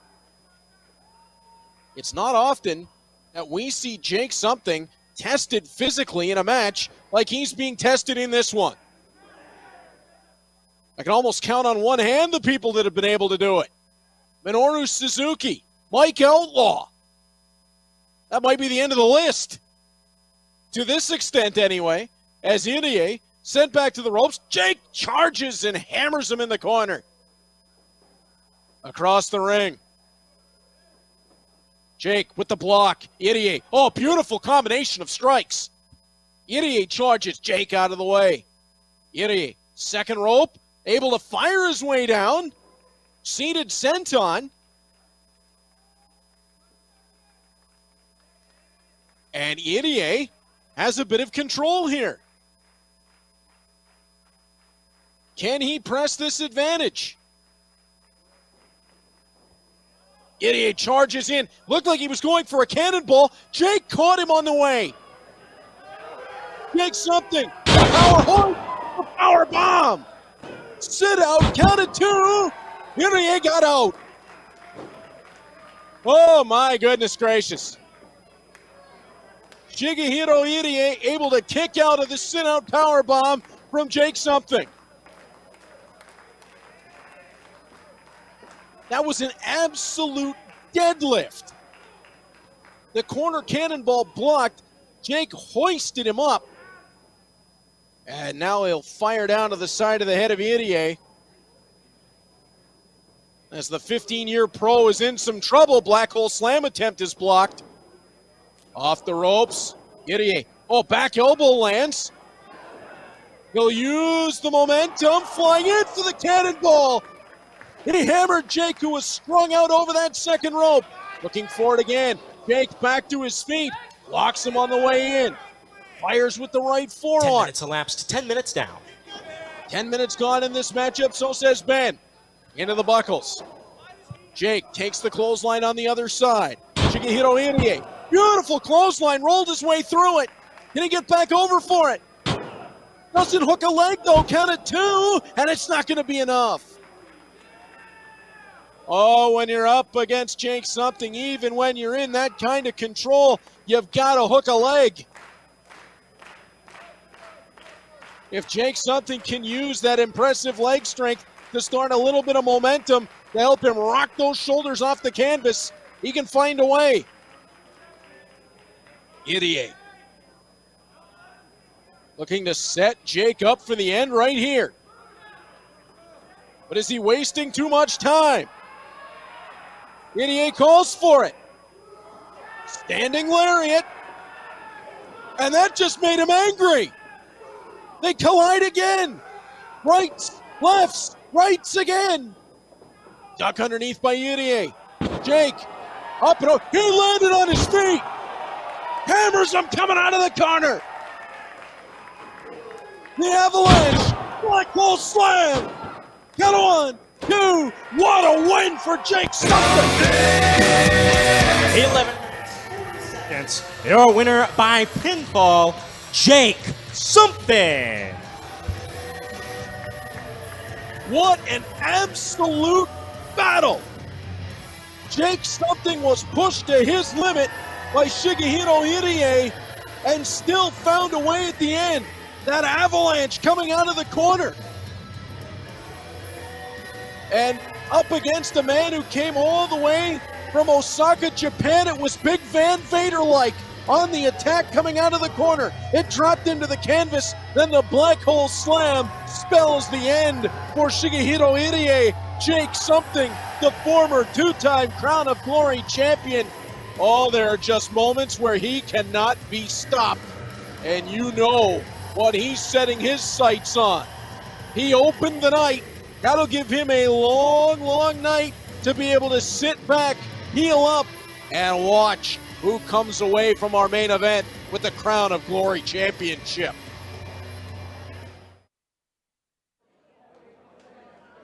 All right, everyone, welcome on back into the South Broadway Athletic Club in Soulard, St. Louis. This is Go for Broke as Glory Pro Wrestling and DB Sports Bar get back to action.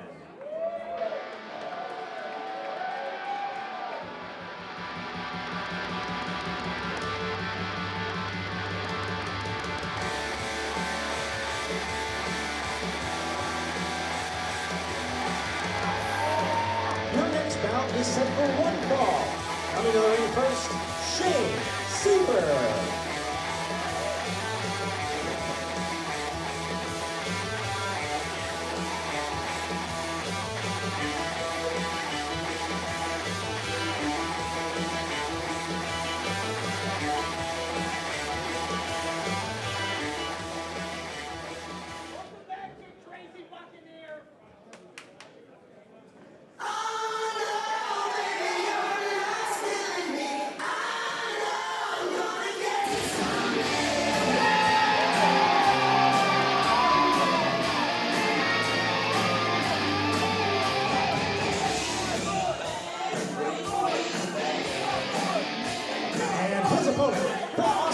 Texas, weighing 175 pounds, he is a big, strong boy, Ethan Price.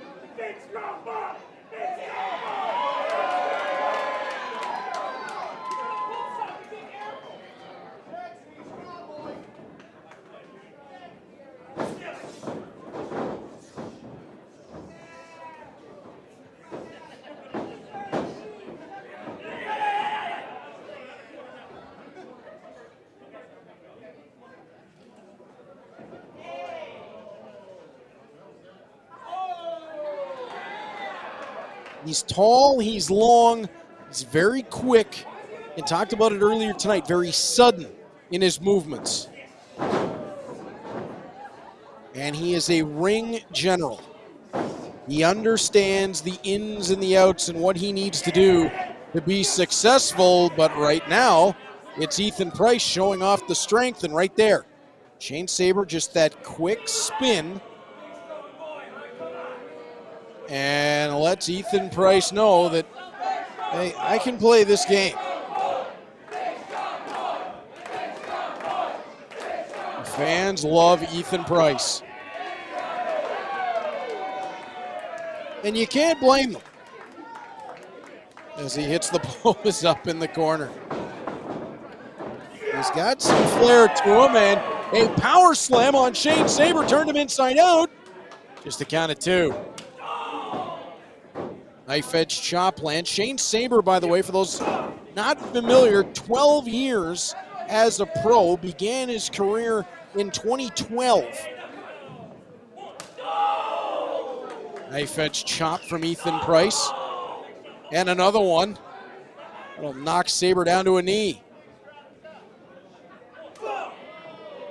European uppercut. Price wandering Sabre around the buckles. Sends him in.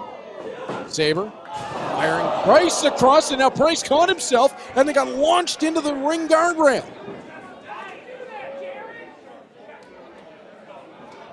Off the apron, down to the guardrail, and Price, back first into that rail. And Shane Sabre is not making too many friends in St. Louis. He fired Price into it that time. There's no way that felt good for Ethan Price. As Sabre rolls him back in. Hooks him up. Beautiful execution, rolling inside out on that suplex. Just a count of two. And now Sabre clubbing down at Ethan Price. And being warned to stay off the hair is Sabre, who pulls Price right back up while he just ignored that warning in a hurry. Price down on the canvas. Stepped on by Sabre. Sabre setting up in the corner, and this could be any number of things. He's used the spear to great advantage over the years. Charging in, I think he wanted it. Price got out of the way and into the second turnbuckle. Swinging the right hand by Price. Sabre blocked, and Price again and again. Battering Sabre back into the corner. Rights and lefts now.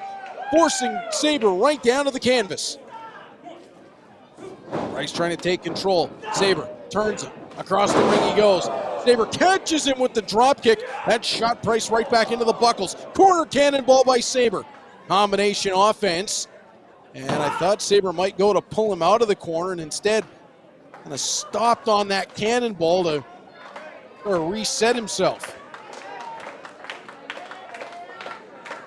Ethan Price down and in big, big trouble. Sabre hoists him up to the shoulders. Price trying to hang on. He does not want to let Sabre pull him back out of there. Price hammers him with the right hand over the top. Sabre rocked down to a knee. Price looking to hoist him out to the floor. Sabre fought that off. He's got Price up. Price, nope, able to fight his way down. Sabre again. He won't go either. Back and forth they go, each putting on the brakes. Sabre, whoa, out to the ring apron. And he'll land a forearm on Price. Price fires back with one of his own. Sabre responds in kind. Price with the right hand. Sabre goes to the headbutt. Oh, Enziguri on the step up. He clattered Sabre around behind the ear. And Sabre fighting his way out of the pile driver on the apron. Sunset driver, got him. 5 minutes elapsed in the match, 5 minutes down. Well, that move for Shane Sabre goes a long way back. Sabre from the Toronto area of the Great White North. Trained extensively with Josh Alexander, the walking weapon, who earlier in his career used a version of the Sunset Driver that he called the Rusty Nail. And the count of 7 on Ethan Price. I think Shane Sabre's going to pick up the count-out victory here, up to 9. And Ethan Price just dives his way back into the ring. Sabre right over on top of him. And he's going to shuttle him right back out to the floor. Shane Sabre was perfectly content to take that count-out victory. Looking to whip Price across the ring, and instead to the guardrail goes Sabre. Price sending him right back across the other side, and now it's Sabre's back to taste the guardrail, and Sabre in some trouble as Ethan Price, oh look out! Sabre almost ended up in the front row. Ethan Price finding a second wind here. Price all the way up top. He'll fly. Crossbody lands. And the St. Louis crowd is fired up as Price goes downstairs, off the ropes, boot to the side of the head. German suplex. Snapped it. Price back to the buckles. He'll charge. He lands the lariat, pulling Shane Sabre out towards the center of the ring. Price didn't get what he wanted on that. Sabre was able to get out of the way, hoisting him up to the shoulders. Price fights down. Enziguri caught Sabre with it. Don't know if he got all of it, but he got enough to stun him. Sabre trying to put the brakes on Price. Knocked away the grip, but Price off the ropes. He got that boot up high. Price in control as he works his way over to Sabre. Vertical suplex set up. Sabre from his knees hits the brakes. And Price forearms to the back. Sabre daring him. Price kicked him in the jaw. Shane Sabre pulled to his feet. Kick again by Price to the midsection.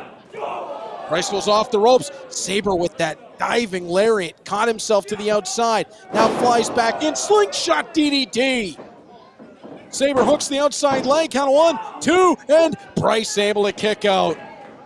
Sabre again. Gets Price right back up to the shoulders. Into the corner. I remember that move.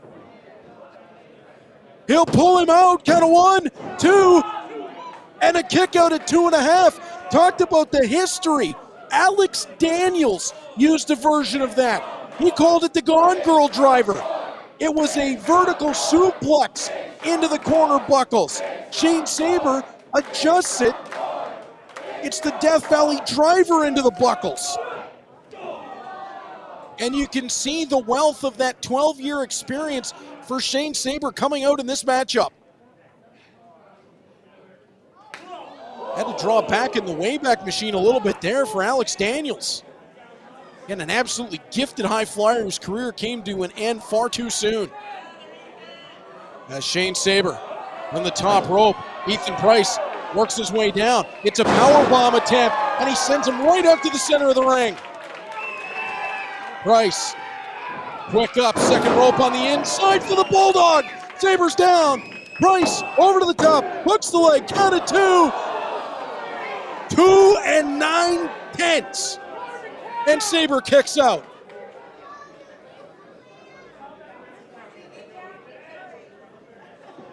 Price with a long look at Sabre, who shares the glance right back.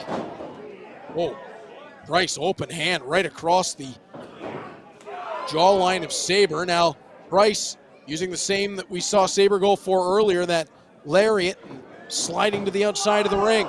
Oh, Sabre cut Price off as he went upstairs. Now Sabre hoists Price up to the shoulders. Kryptonite crunch from the top rope. That's all. At 10 minutes even, your winner by pinfall, Sabre. Shane Sabre kept digging into the Wayback Machine. And in the end, it makes the biggest difference. From all the way up top, the Kryptonite Crunch picks up the victory. Shane Sabre back in Glory Pro for the first time in a long time. Going back to 2019. Picks up the victory in his return. And Ethan Price, there wasn't much else he could do there. Landed the powerbomb, landed the Bulldog. Sabre narrowly escaped before catching him with that Kryptonite Crunch from the top rope. And the fans still showing some love to Ethan Price, but clearly Price a little bit dejected just at the moment. Again, the results haven't been there of late for Ethan Price, despite the quality of match that he has been putting on. And he looks a little puzzled just at the moment.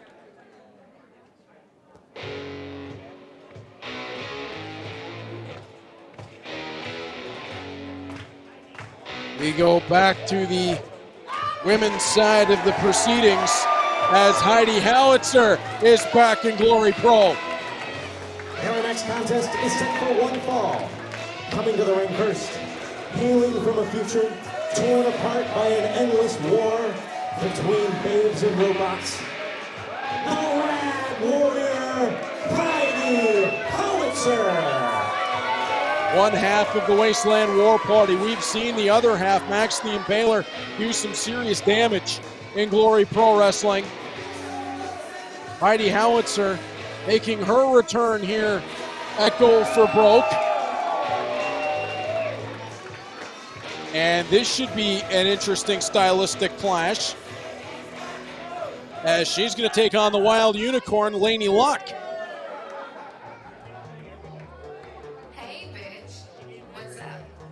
You know, And Laynie looking for a little bit of a recovery here tonight after losing in that wild street fight against Shazza McKenzie at the pageant.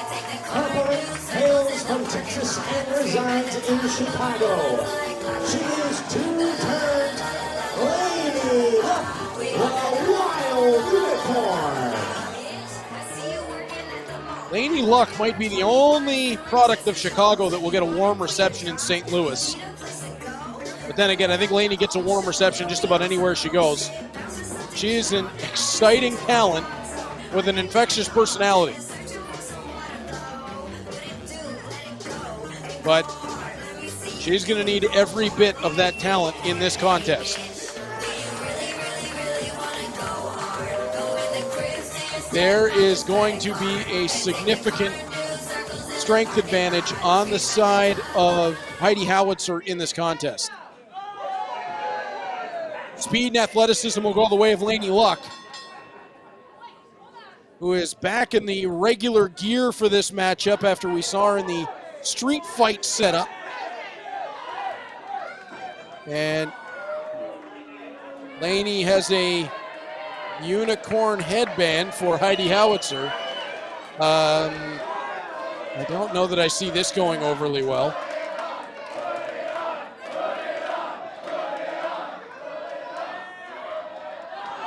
Fans wanted Heidi to put it on, and she has refused.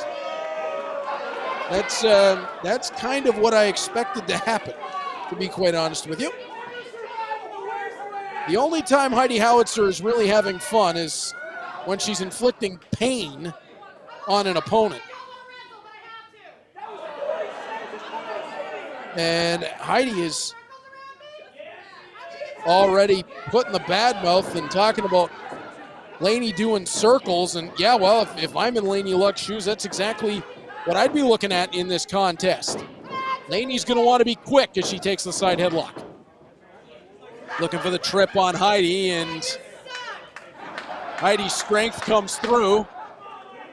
Now, one thing that we know is Laynie Luck certainly does not suck. She has been outstanding since arriving in Glory Pro. We also know that Heidi Howitzer loves to put the bad mouth on her opponents. Go behind. Heidi's not going to go up for the suplex. In a lot of contests, Laynie actually brings in a bit of a strength advantage. She is a very strong competitor, but Heidi Howitzer is just built different.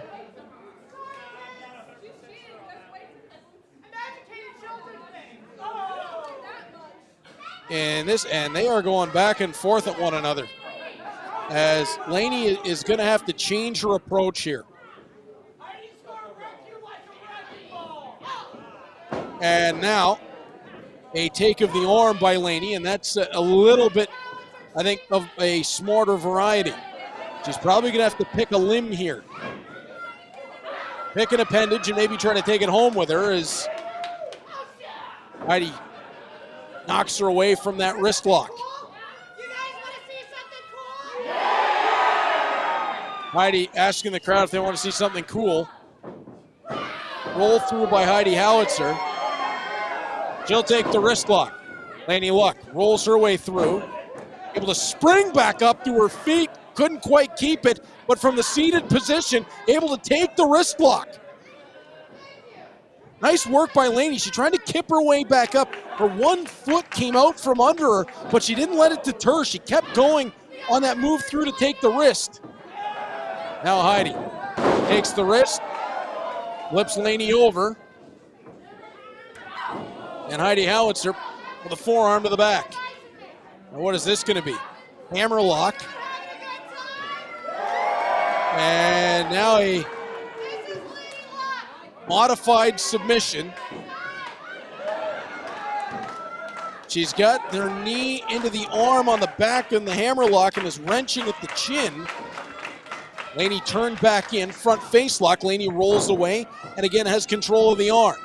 Stepping over the top, Maestro cradle, count of one. And Heidi able to roll away.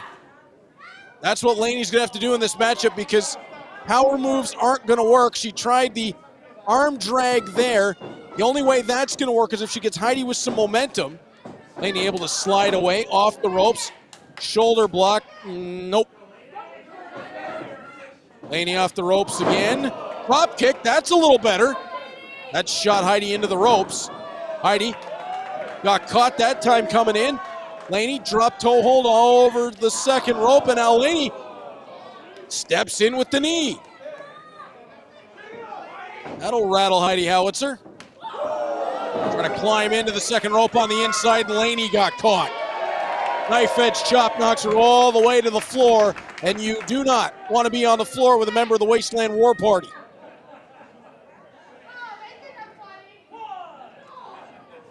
This is Heidi Howitzer's world. Laynie Luck trying to fight away. And Heidi with a knife edge chop forces Laynie to the guardrail. Clubs down to the back.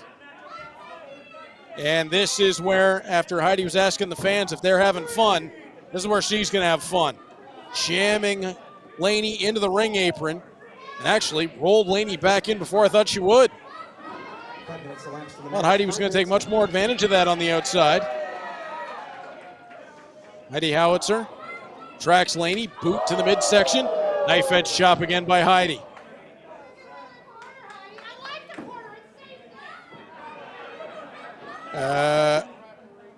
Heidi Howitzer, she might be a couple of fries short of a meal.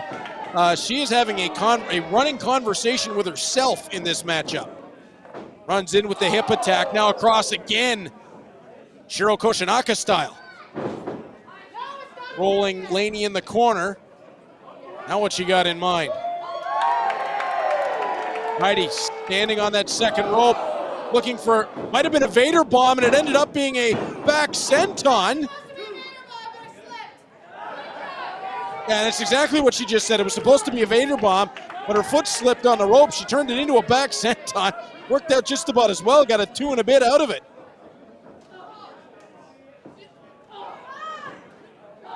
Right forearms from Laynie Luck. And again, I don't think that's the strategy here. Laynie, wheelbarrow, trying to grab the headlock. And Heidi cuts her off. The only way she's going to get Heidi moving is if there's some momentum on her side. Laynie trying to pull the hair of Heidi to get out of a submission predicament. And back into the buckles they both go. Laynie out towards the center of the ring. Caught, side Taito suplex. Oh, right on the back of her neck. That'll make you see stars. Short trip, bad landing. Laynie pulling herself back to her feet. Heidi will charge. Out of the way goes Laynie Luck. She'll collect herself. Firing in and is able to hit that rewind stop on the back elbow. Now puts a boot through the side of the face. And Laynie's got a little bit of momentum going. Setting up for the corner. Charges across the ring. Double knees right onto the collarbones. That'll give you a negative disposition real quick, and it's a count of 2. Oh, that was close. Heidi Howitzer from a seated position. Laynie trying to stay right on her. And Laynie going back towards a power move here. It's a suplex. And that's not going to work. Heidi able to fight her way out of it. Heidi hoisting Laynie up over her back. Version of a kryptonite crunch. Look at the outside leg. Count of 2 and 3/4.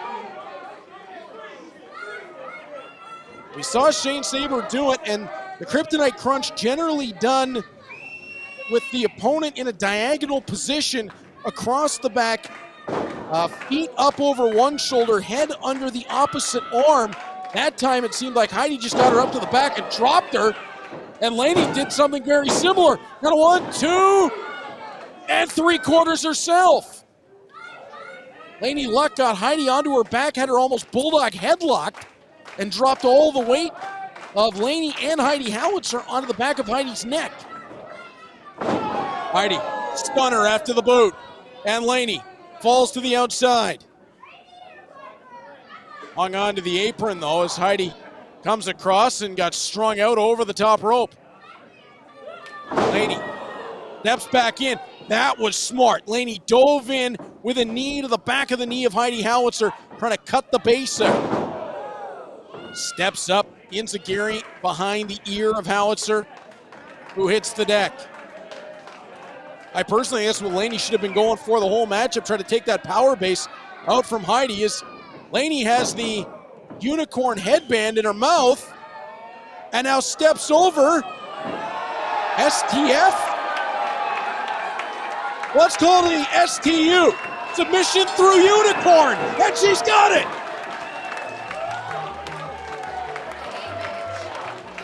9 minutes, 22 seconds. Your winner by submission, Laynie Luck. Laynie Luck steps over. I'm going with it. STU that time. Submission through unicorn. She puts the headband on Heidi Howitzer and earns herself the submission. That is a huge bounce back win for Laynie Luck, who I'm sure would love another shot at Shazza McKenzie, but with the world of women's talent that we have in Glory Pro, there's no telling who might be next on the list for Laynie Luck.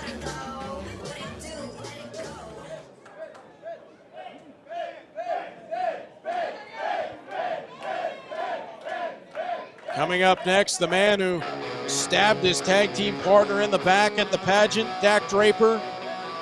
He's going to go one-on-one with Moses the Deliverer. And you talk about a contrast of styles.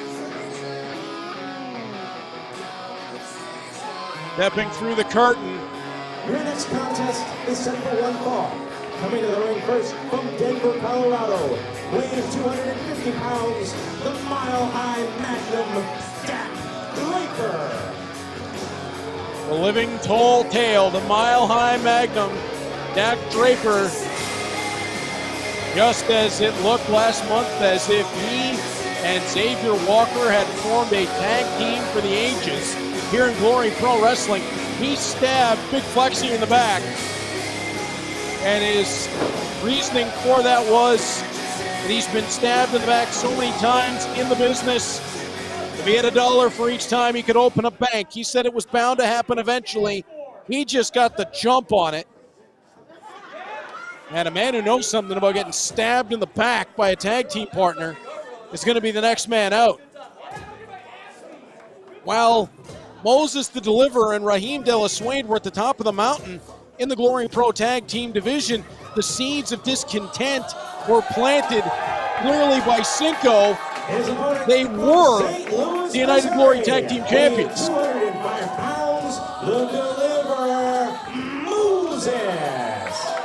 And as they were trying to regain those titles, Rahim stabbed Moses in the back.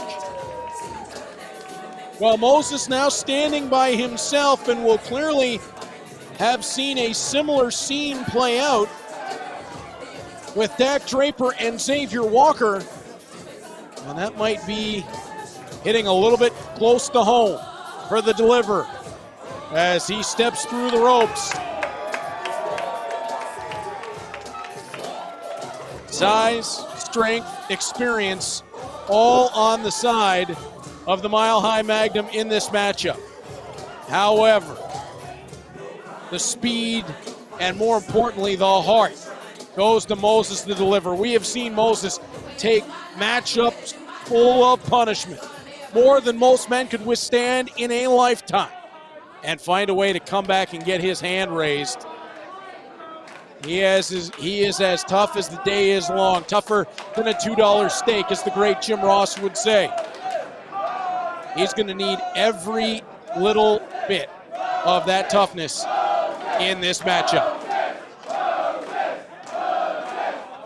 No question who the fans are behind. They love Moses the Deliverer. And the Mile High Magnum will go toe-to-toe with him right here. Moses extending the hand, and clearly he did not hear the words of Dak Draper coming into the South Broadway Athletic Club. Draper wants no part of the sportsmanship. He's all about the Benjamins. Collar and elbow tie up. Go behind from Draper. He'll take the wrist. Moses able to slide away from the hammerlock and uses his own to get into a side headlock. Draper slides underneath. From the top wrist lock, the arm drag over, and he's back into control of the left arm of Moses. Go behind from Moses. Draper hand fighting. Finds his way out, takes the wrist. Moses takes it right back. Gonna work the arm of the big man. And out of the side headlock goes Dak Draper. Nice back and forth to open this contest. Moses fought up to the top wrist lock and worked his way to a side headlock once again. Now off the ropes, and Draper leans into him with that shoulder block. The big man from Denver, Colorado. He'll hit the ropes. Moses drops down. Up and over the top he goes. Draper over the top. Draper's athleticism for a man that size is incredible. Draper, cartwheels over the top. No water in the pool on the knee, though. Moses rolls in, out the backside. Drop kick lands, and that'll take Draper off his feet. Moses the Deliverer clearly using his speed advantage in this matchup. Moses in the corner. Headstand. Dak comes in, caught the boots. Moses picked up to the shoulder, slides down the backside. He'll charge, elevated into the turnbuckle. That was the moment that Dak needed. Swinging neck breaker. And now the Mile High Magnum can take his time and control the matchup. Drops that big old knee right across the side of the head. Hooks the outside leg. Count of 2.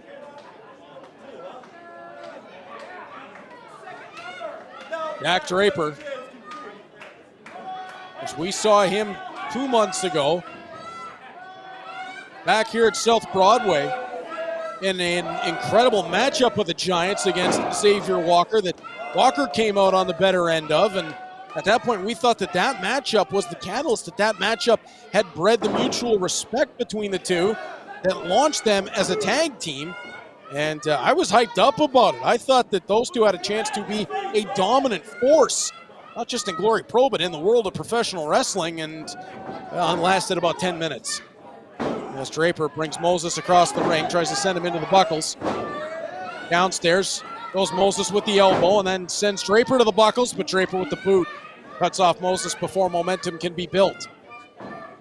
Draper off the ropes, swinging neck breaker perhaps. No, Moses backslide, has him trapped, count of 2.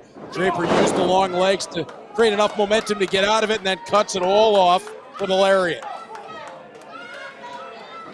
Notice the way Moses fights. Constantly fighting to get back to his feet. Dak Draper having a battle with the fans. We're chanting shame at him. It's amazing how the fans have taken to Xavier Walker. Across the ring, no. Oh, using that momentum and then slinging Moses right back into the buckles. He almost launched him right out of the ring. And now Draper having his troubles with the ringsiders. Mile High Magnum jaw-jacking with the fans. And Moses using the opportunity again, getting right back up to his feet, using those knife-edge chops. Go behind. Moses count of 2. Draper out. Moses, small package, has a chance here. Count of 2 again. And Draper able to kick away. Draper back up to his feet, a little frustrated here. Moses catches the boot. Oh, Draper caught him with the right hand. And that one's going to be a little harder for Moses to get up from as he melted down to the canvas. You can see crawls to the ropes and already starting his way back up. You just can't keep Moses down. The question is, can Dak Draper keep him down for a count of 3? Tried the neck breaker again. Moses hung on to that rope. Draper charges. Back elbow strike lands. Draper charges again. Moses pulls the top rope down, and Draper goes out to the floor. Moses with a look to the outside. He'll hit the ropes. Charges! And flies to the outside of the ring. Moses down. Draper down.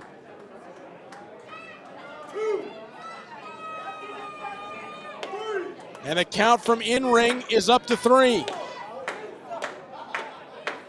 Moses starting to stir. Count up to 5. Moses up. They've still got to break the count to the outside of the ring, however. And Moses is going to take care of that, sending Draper right back in.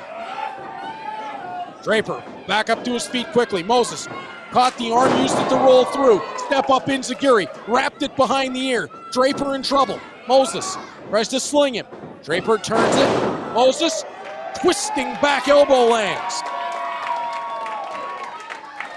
And Dak Draper doesn't quite look like he knows where he is just at the moment. He might think he's in Denver. Moses using the second rope. What a beautiful move that was. Springs up into the DD, hooks both legs. Count of 2 and almost 3. Oh, Dak Draper. He just got out of that. Fans getting behind Moses to deliver. Dak Draper caught from the backside. And now he'll take the leg. Moses able to shove him away. Belly to belly. Oh my goodness. Moses belly to belly overhead release on a giant in Dak Draper. That was impressive. Draper pops Moses up over the top rope. Moses cuts him off, hammers him with the right forearm. Now slings his way back in. German suplex. Draper rocking and rolling. Moses underneath. Goes for the Northern Lights. Rolls his way through. Boston Crab perhaps. Looking to step over. And trying to make sure Draper's towards the middle of the ring. He'll sit down onto it. Moses has got to get those legs up a little higher and sit in a little deeper if he really wants to put the pressure onto the lower back of Dak Draper. Moses sitting down a little deeper if he could get that grip on the legs a little bit lower as Dak Draper will make his way to the ropes. It's tough against an opponent as tall as Draper to get that kind of leverage. You got to get in deep. Moses was around the bootlaces. If he had been a little closer to the knees and been able to sit back in a little deeper, he might have got the tap there. Draper shovels Moses away with the boots, and again, the athleticism of the giant. Pulls his way out onto his feet on the apron. Moses charges.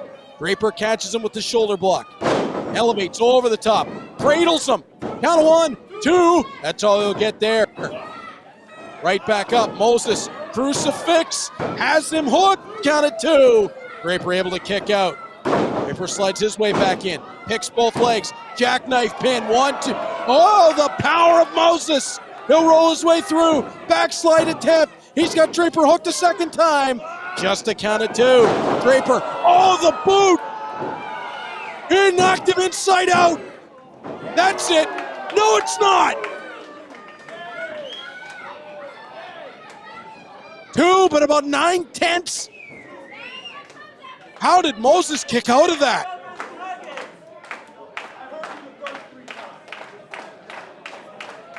He may not know where he is, but he kicked out. Draper turned him inside out. Moses trying to get back to his feet. Draper stalking him. Hooks him in.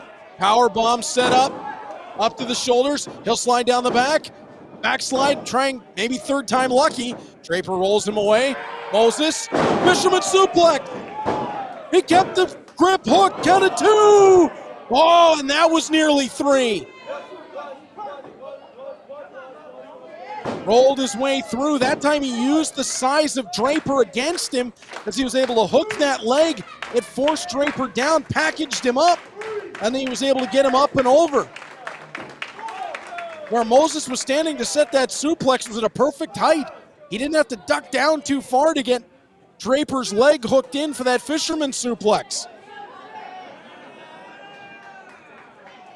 Moses pulling himself up in the corner. Draper taking a second. Moses elevating. Second rope on the inside. Now all the way to the top. Draper gets a right hand. Draper climbing. Right hand lands. And another. Dangerous territory for both men. Headbutt lands from Moses.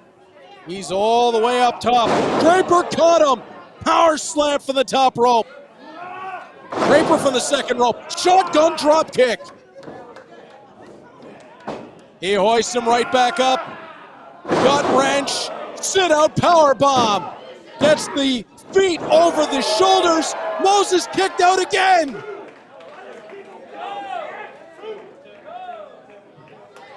Dak Draper can't believe it. I can't believe it. How has Moses continued to kick out? Draper down. Moses down. Who's going to get back to their feet first? Draper making his way back up to his feet. He'll stalk his way over. Hooking Moses up to the shoulders. Moses trying to fight his way down, and does. Draper charges. Lands the back elbow. Across the ring. Oh, Moses got him coming in with a super kick. Draper's out. Count of 1, 2, and... Oh, no way. Dak Draper was pretty much snoring.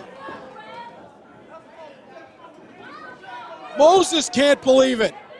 It looked like he was cold. He came flying back in, all that size, all that weight, all that momentum right into the foot of Moses. Now Moses all the way up to the top rope. Where's he gonna go? Moses looking to fly. Oh, Draper fell into the top rope, crotched him up to the shoulders, sends him down, center of the ring. Good night. 12 minutes, 39 seconds. Your winner by pinfall, Dak Draper. Modified version of Wasteland from Dak Draper.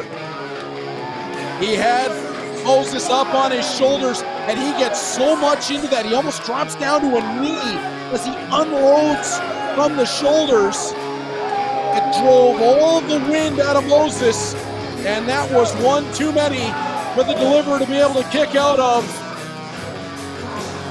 Dak Draper picks up the impressive victory, but I can't help but feel like he's got a date somewhere along the line with Big Flexi Xavier Walker. Meanwhile, how about the performance from Moses? You could not ask for much more out of that young man right there. He went toe-to-toe with a giant. He gave up experience, size, and strength, and very nearly on multiple occasions came out with a win. What a performance. All right, ladies and gentlemen, as we near the end of today's card, one last reminder, it's your last chance to get in on the 50-50 drawing. We will draw after our next match. Also, we just have a few tickets left for the front row for July 30th at the Casa Loma Ballroom, so get them now if you want front row, and if you want second, get them anyway too. They're going fast. Here we go, co-main event time. Rohit Raju taking on Big Flexi Xavier Walker. And the first man out is Rohit Raju. Their next match is set for one fall. Coming to the ring first, weighing 187 pounds. And representing the hustle and the muscle, his mother calls him son, because he shines like one, Rohit Raju. Near 2 decades of professional wrestling experience for the Desi Hitman, Rohit Raju. There are very few inside the squared circle craftier or smarter than Rohit Raju. And that is where he gets his confidence coming into a matchup where he gives up a ton of size and strength.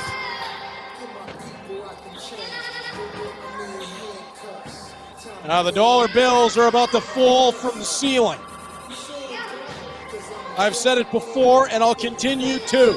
Every time I see this man, all I see is dollar signs. Whether you go by Big Flexi, Big Money, Xavier Walker is the future of professional wrestling. And that's a bad man. 267 pounds, Big Flexi Xavier Walker.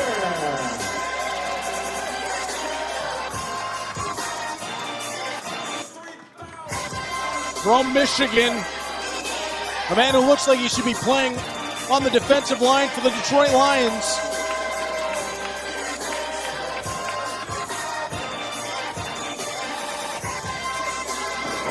He is an incredible athlete, and Rohit Raju starts this one off in a hurry, diving out of the ring and into the aisleway. He is all over Xavier Walker. These men just a few short months ago were thick as thieves. It was Xavier Walker along with Karam who twice brought the United Glory Tag Team titles to the Hustle and the Muscle. All that evaporated when Rohit Raju, maybe it was jealousy, went for the low blow on Xavier and just annihilated the alliance. And now, Xavier Walker looking to take some of that out on Rohit as he turns things around. Rohit Raju and Karam picked up the victory at the pageant over Xavier Walker after Dak Draper stabbed him in the back, and Rohit, like he was shot out of a cannon to start this matchup. He's had Xavier in the aisleway. He's jammed him into the guardrail, and now raking at the face as he brings him back up to his feet. Knife edge chop lands. It'll be watch out for the big right hand. Xavier Walker, if he lands it, can turn the matchup on a dime. A little bit of a change of direction from Rohit Raju, flies in. That ain't gonna work. Xavier tries to hoist him up. Rohit slides down the backside. Xavier hangs on. Rohit back to his feet. Tried the kick to the midsection, and you can see the look in the eyes of Rohit Raju. That's not where he wants to be. Not with that man. The lariat takes him right out of his boots.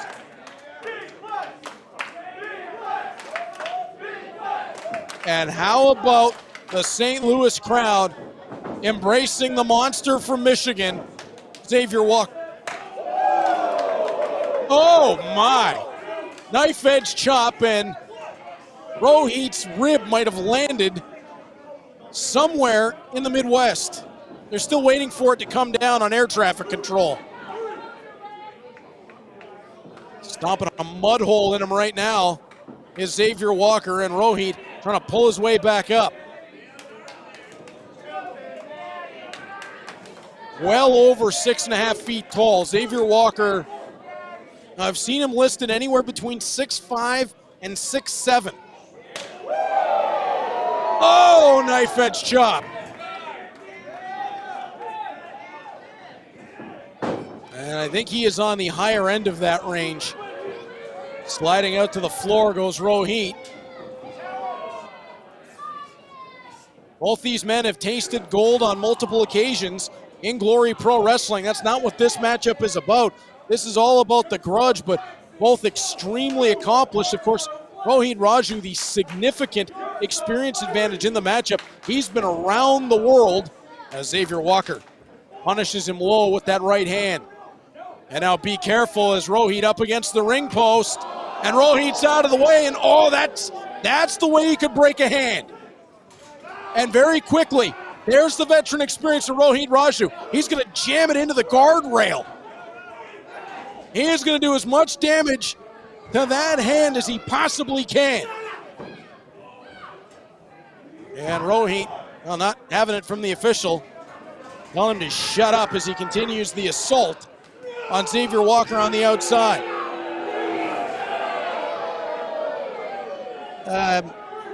Beloved would not be a statement that you would use for Rohit Raju, let's put it that way. As you heard the reaction of the fans.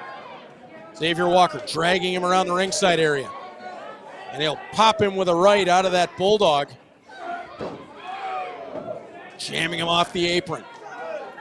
Yeah, this match has been pretty well as advertised. This has been much more of a fight. And Xavier Walker climbing his way back into the ring. Looks like the hand is okay. And yeah, Rohit Raju wants no part of the big man. Rohit asking for that high five that they were pretty famous for, and Big Flexi says, well, I'll give you 5, but I might take him home with me. Rohit stomps down on the foot, now to the midsection. Knife edge chop on Xavier Walker. Make it 2. Right hand lands. Walker with a chop of his own. Drops Rohit down. Off the ropes goes Walker. He'll elevate, but out of the way is Raju. Rohit picking his way back up, stomping down to the hand of Xavier Walker while going to both hands. He's hitting all the hands. Walker having the arms bow and arrowed back by Rohit. You see the strength of Rohit Raju is not insignificant in this matchup. Right there, getting the powerful arms of Walker back to even be able to get that bow and arrow locked up. Walker spins out, looking to get back to his feet. And he will. Driving Rohit Raju into the canvas. Raju up in the far corner. And approaching is Walker. And he steps right in with rights and lefts to the body. And an elbow up top for good measure. Those body shots will take effect as this match goes along. Knife edge chop lands. And that will rock the body of Raju as he hits the buckles hard. Rohit out of the way. He'll charge in with a forearm. Across the ring he goes for the boot. That drops Xavier down in the corner. And there you see veteran experience, but it just met a freight train. Spear from Xavier Walker, hook of the inside leg, count of 2. That's all he's going to get.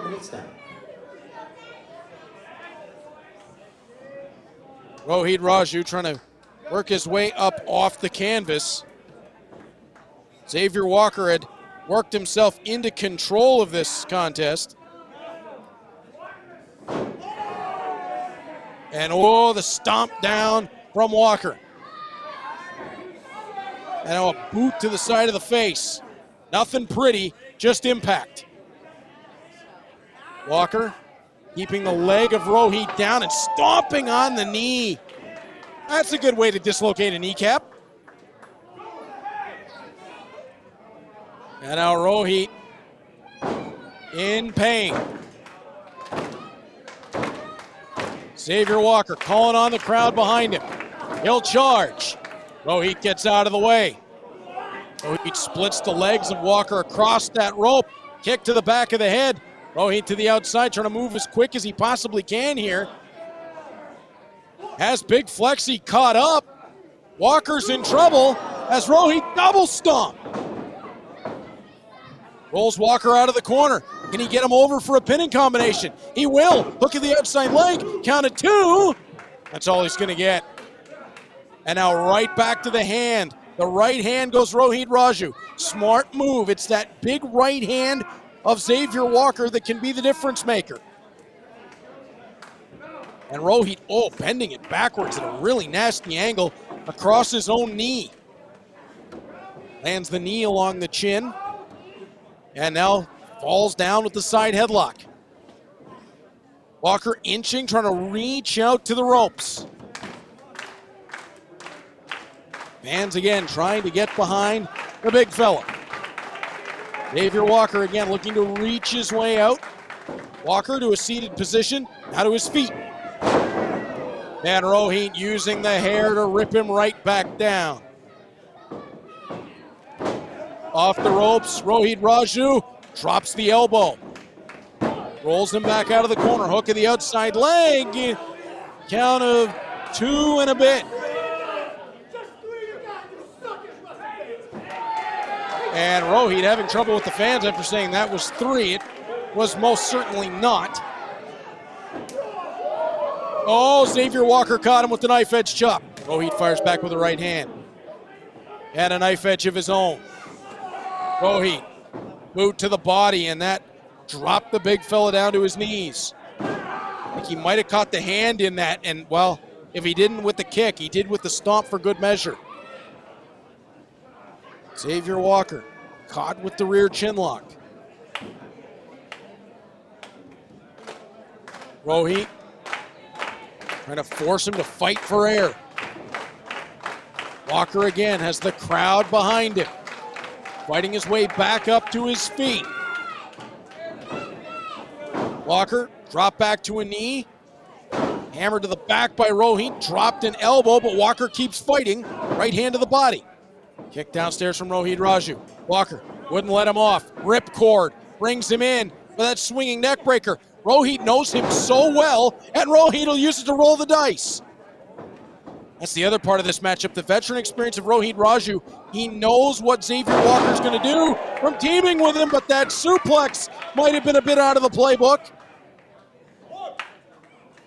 When you have that much experience, Rohit was essentially the coach for Karam and Xavier. He put together the game plan. He helped them execute it.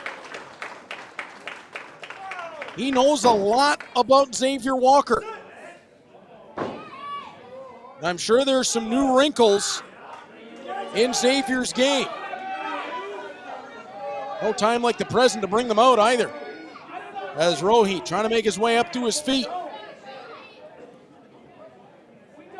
Our main event still to come. Miyu Yamashita from Tokyo Joshi Pro will go up one-on-one with Tootie Lynn.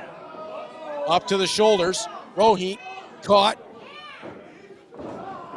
And into the corner, Snake Eyes. Walker steps through with a lariat.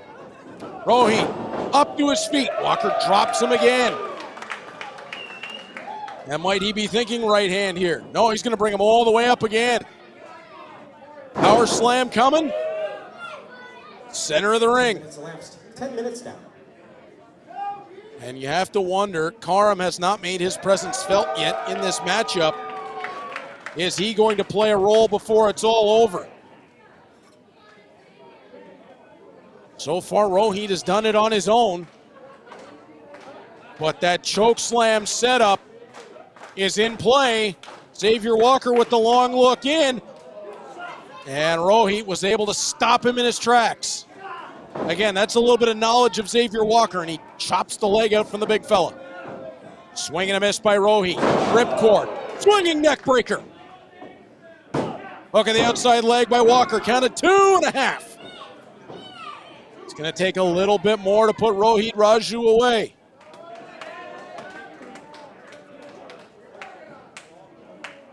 Walker trying to make his way back to his feet. Rohit peeling himself up off the canvas.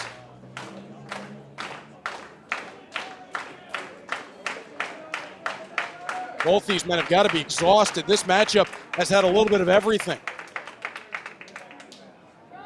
From grudge match, street fight, to a bit of a back and forth technical style. And everything in between. Now up to his feet. Xavier. Moosel. Rohit's in big trouble. Walker. Nope. Grip broken by Rohit. Forearm lands. Make it 2. Rolling forearm that time. Off the ropes goes Rohit. He'll fire his way in. Caught. Trying to continue it on. He was caught initially, while Walker ends up on the receiving end of the dice being rolled. Now Russian leg sweep. Great execution of it. Rohit floats over, has the outside leg. Count of 2.5. Rohit got the combination he wanted. Roll the dice into the Russian leg sweep. But Xavier Walker wouldn't give it up. Walker back up to his feet. Rohit with the look in at his former partner. Flies in with that forearm. Rohit again with the boot. He'll catch the buckles. Charging in. Corner cannonball. Gonna roll Xavier Walker out. Has him pinned. Count of 1, 2, and no again Walker. 2 3/4, but he's able to escape.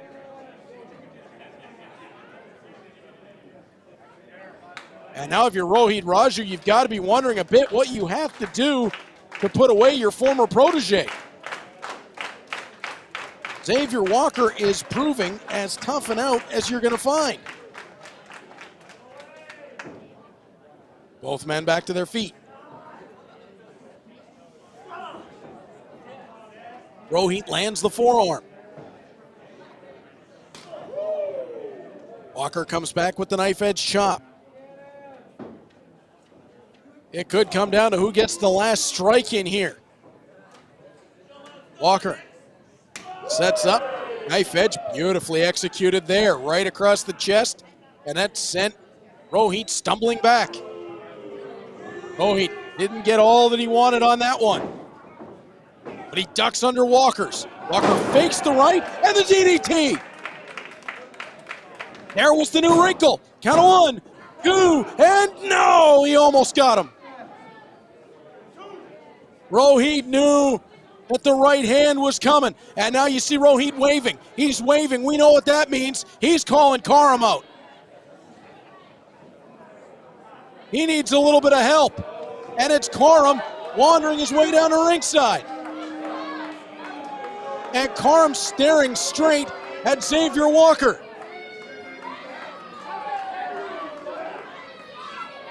No, not the 2-on-1 again. Karam still stinging from taking the chair earlier. Rohit, the roll up from the backside. He's got the trunks. Counted 2. Walker kicked away. Karam running the distraction on the outside. Rohit pulls the top rope down. Rohit charges. He got caught. Goozled outside the ring. Oh, what is this going to be? Xavier Walker kicks Karam away. Choke slam on the ring apron. Rohit got planted. And you know what he's going to look for now? That big right hand. Walker steps over the top rope. He got it! The knockout punch. Rohit is down. Rohit is out. Count 1, 2, and oh, Karam pulled him out. 15 minutes back. Karam pulled him off the pin. Oh, the official had to have seen that. As now Xavier Walker chasing Karam around ringside. Karam rolls in. Karam's got to get out the other side as the rising knee from Rohit Raju. The interference, the distraction. Raju with the knee. He might have knocked out Walker. Look at the outside leg. Got a 1, 2, no! Walker kicked out. Xavier Walker kicked out. Rohit Raju. He's got to be puzzled as to what to do here. Karam on the outside to help his mentor. Off the ropes goes Rohit. He got caught. Goozled once more. And again, Karam up on the ring apron. The official trying to get Karam down. Walker will handle it himself. He hammered him with the right. Now what is this from the backside? Raju pulled the official in the way. Walker moved him out of the way. Oh, and he caught him as he went for the low blow. Not this time. The shenanigans have been stopped. He calls it the right hand of God, and down goes Raju. Count of 1, 2, it's over. 17 minutes, 21 seconds. Your winner by pinfall, Xavier Walker. Xavier Walker is finally free from the hustle and the muscle. Bring on the Benjamins. That man is money. And Karam is going to have to pull Rohit Raju out of the ring to the floor. The hustle and the muscle. They go over.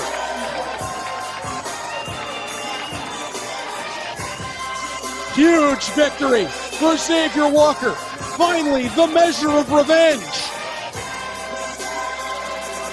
As he ascends the turnbuckles and accepts the adulation. He's earned every bit of it here in Glory Pro.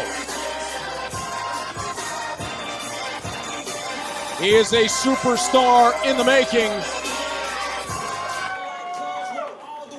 The trunks say can't miss. He didn't. That right hand, right on the jawline. It's a game changer. There's nobody in professional wrestling that throws a right hand quite like that. And with the specter of the hustle and muscle down, could it be on to Dak Draper perhaps?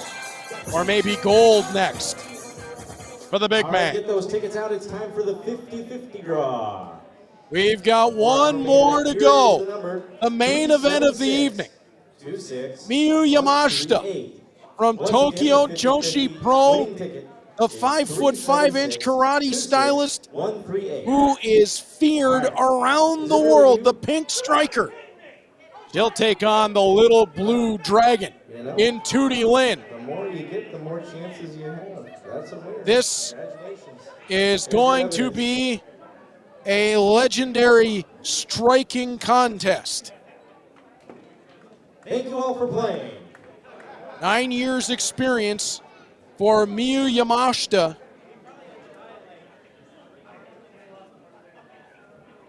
She has held 7 championships or a total of 13 reigns in her career. She's done it on multiple continents. What you came to see, the main event. Including picking up the Capital Championship Wrestling title in this current excursion to the United States, as well as having won gold in the X-Wrestling Alliance Pro Wrestling EVE's Championship.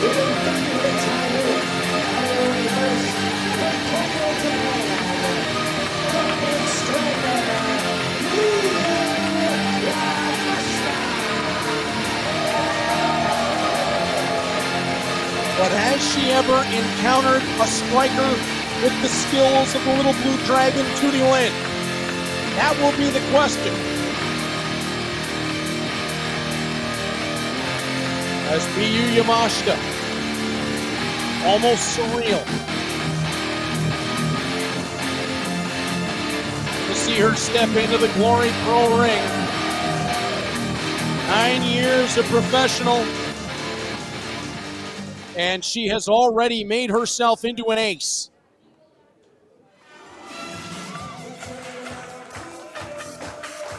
But on the other side, Tootie Lynn has proven herself time and again here in Glory Pro. She has called on all comers. She's faced the challenges and she's met them. He was the one that ended the 700-day plus run of Rohit Raju as the Midwest Territory champion. And the 5-year pro is in for the biggest fight of her career. From St. Louis, Missouri, the little blue dragon, Tootie Lynn. And you know there will be a ton of respect involved in this contest. Tootie Lynn has wanted the very best that the world has to offer. Well, one of the very, very best is going to stand across the ring from Tokyo Joshi's ace. And Tootie Lynn has earned the name of an ace here in Glory Pro.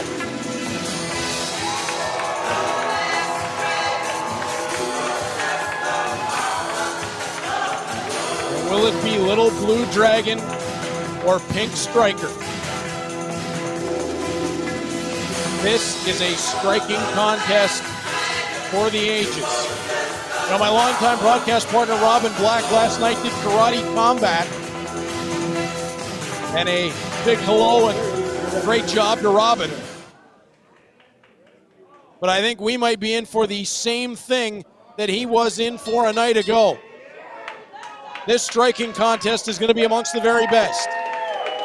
Both gifted martial artists, both gifted professional wrestlers. And Yamashita extends the hand. It's brilliant sportsmanship to start this one off, and here we go.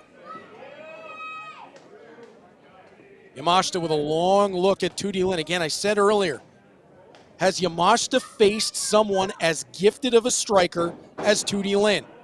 And the same is true the other way. Yamashita starts with a low inside leg kick. To the outside goes Tootie Lynn, as they both go to the front leg to open up. Yamashita inside to the lead knee. Tootie Lynn outside to the lead thigh. Both just testing the waters a little bit.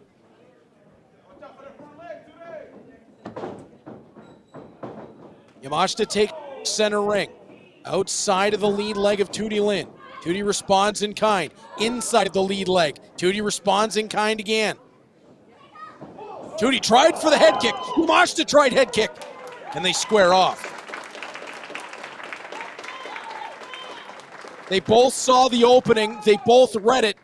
and they both countered. Oh, this is absolute brilliance. A little bit of hand fighting. Tootie tries for the outside, and now for the first time, they get in tight. Yamashita has that rear waist lock. Tootie takes the arm, trying to force Yamashita down to the canvas. Yamashita tried to pick the leg. Tootie gets to the back, and she's got the hammer lock. Side headlock now for the little blue dragon. And the pink striker with the roll-up had a hook of the leg. Count of 1. Before Tootie Lynn could get her shoulder off the canvas. Yamashita used that leg to roll to a side headlock. And now Yamashita to one knee. Both competitors back up to their feet. Arm wringer. To a front chancery from Miyu Yamashita, and she's cranking in on that. She could turn it into an arm-in guillotine if she so chose. But Tootie Lynn will force her back to the corner, and now a series of kicks. And Yamashita turns her right back around. Knee, snapmare out of the corner. Watch out for Yamashita, who lands one to the back. That's not just a regular kick to the spine. That's Miyu Yamashita delivering it. Absolutely gifted martial artist, but she'll only get the count of 2. You know, both of these young ladies have done extensive tape on one another.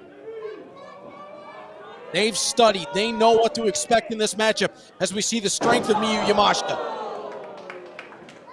And she'll go right to the gut buster. Yamashita waiting a little bit here on Tootie Lynn. And you can see the different style that Yamashita brings to the table as, again, she hammers to the back of Tootie Lynn. And Yamashita, that one time a little bit shorter, but reigns in a combination of 3. Now off the ropes, Yamashita steps through with the boot. Softening up the back of Tootie Lynn, now just pushes her down to the canvas for a quick count of 2. Don't necessarily think she was expecting to get a 3 there, but more so, again, testing the waters and maybe a little show that I'm in charge here. Now it takes the leg of Tootie Lynn, a couple of kicks to the hamstrings. She's going to tie up the legs. Ties them up from the ankle. Popping Tootie Lynn up into a handstand. Oh, brought her down across the knees.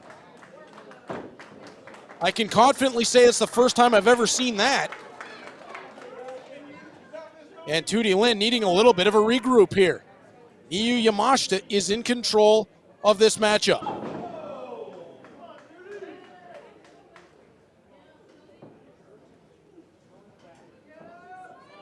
As Yamashita over top of Tootie Lynn. Gut wrench.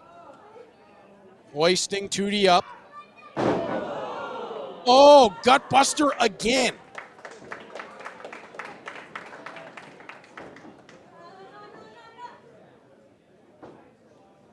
Yamashita clasping hold of the ankle. And then sits down on that inside toe hold. And now she's going to pull back at that ankle.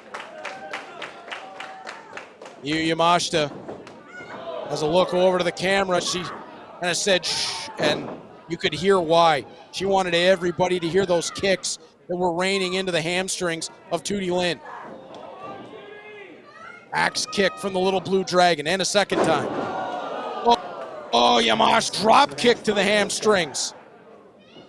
She is trying to take the base away from Tootie Lynn. Yamashita pulling her back to her feet. Forearm to the side of the head.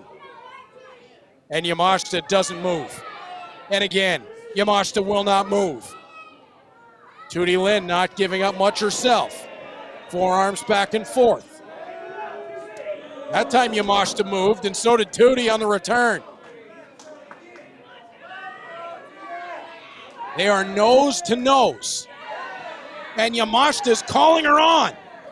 Forearms raining in from the little blue dragon. Over and over to the jawline. Just plugging away at Miyu Yamashita.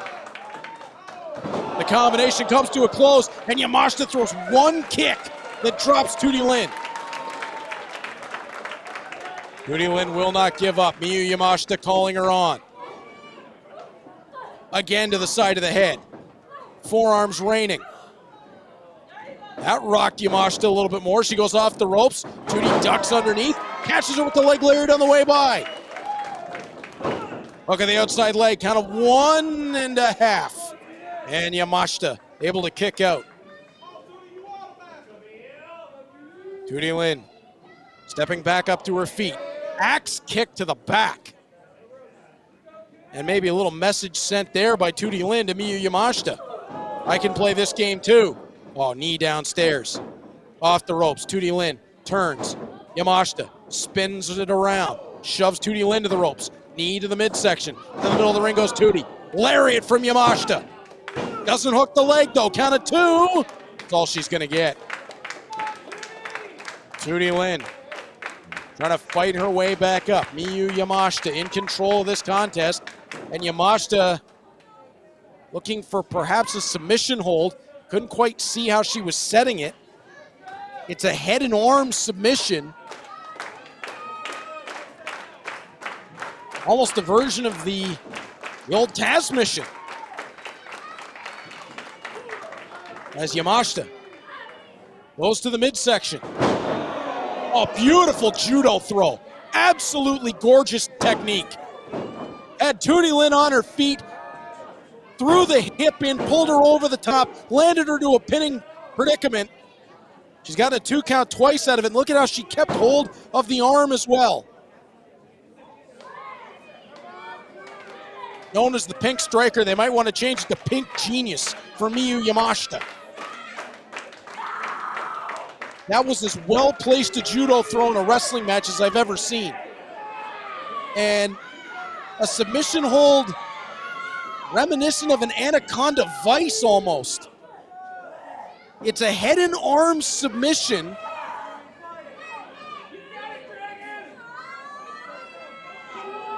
And I'm not quite sure how Yamashita has this submission locked in as Tootie Lynn will get to the ropes. It didn't look like she had a point. It looked like she was just pulling Tootie up forward.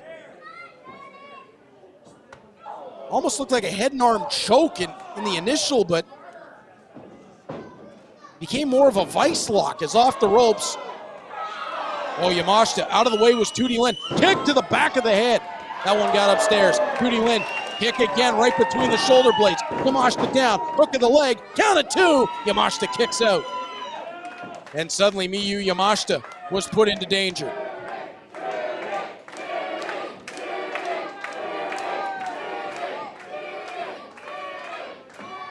From the corner, Tootie Lynn, kick to the chest.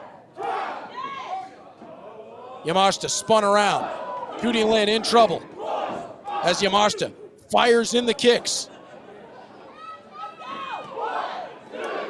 And Tootie Lynn right back on top. They are just going back and forth.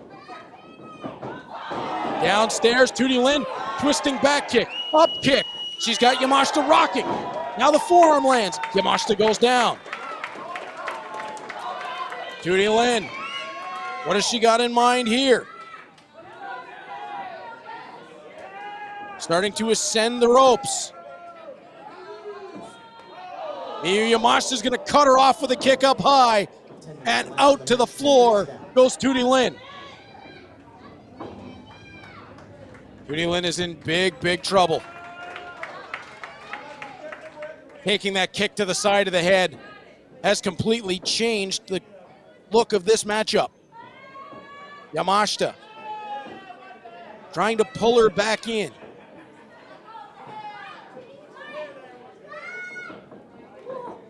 Shot to the body, and a second time. Tootie, sends Yamashita into the buckles. Elevates with the kick. Yamashita back to the center of the ring. Tootie Lynn looks to come flying. And she will with the crossbody. Look at the outside leg in the process. Count of 2.5. Tootie Lynn with that howl as she tries to summon up the strength to put Miyu Yamashita away.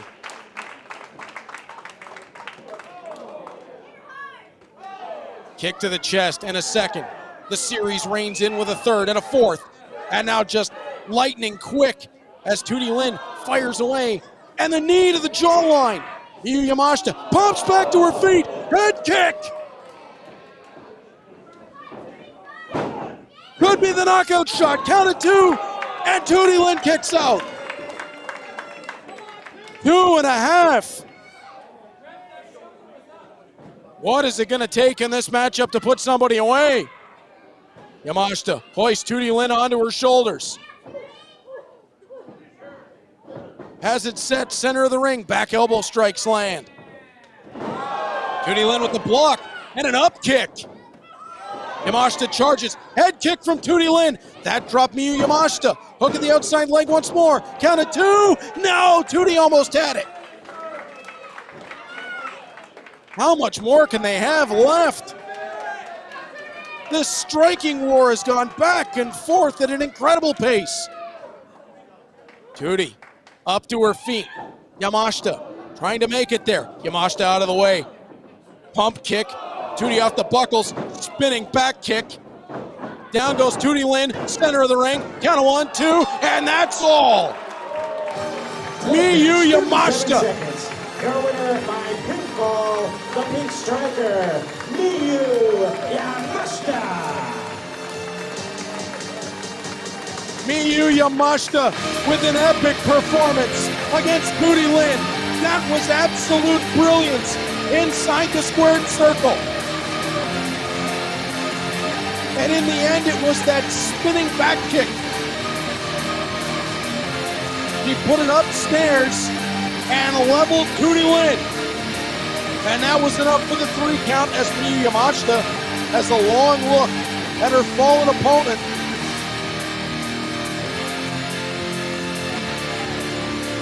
As Tootie Lynn trying to make her way back to her feet. This is somebody that Tootie Lynn has a ton of admiration for. Miyu Yamashita extended the hand, then pulled it aside. Now they're forehead to forehead. Oh, and it's a hug.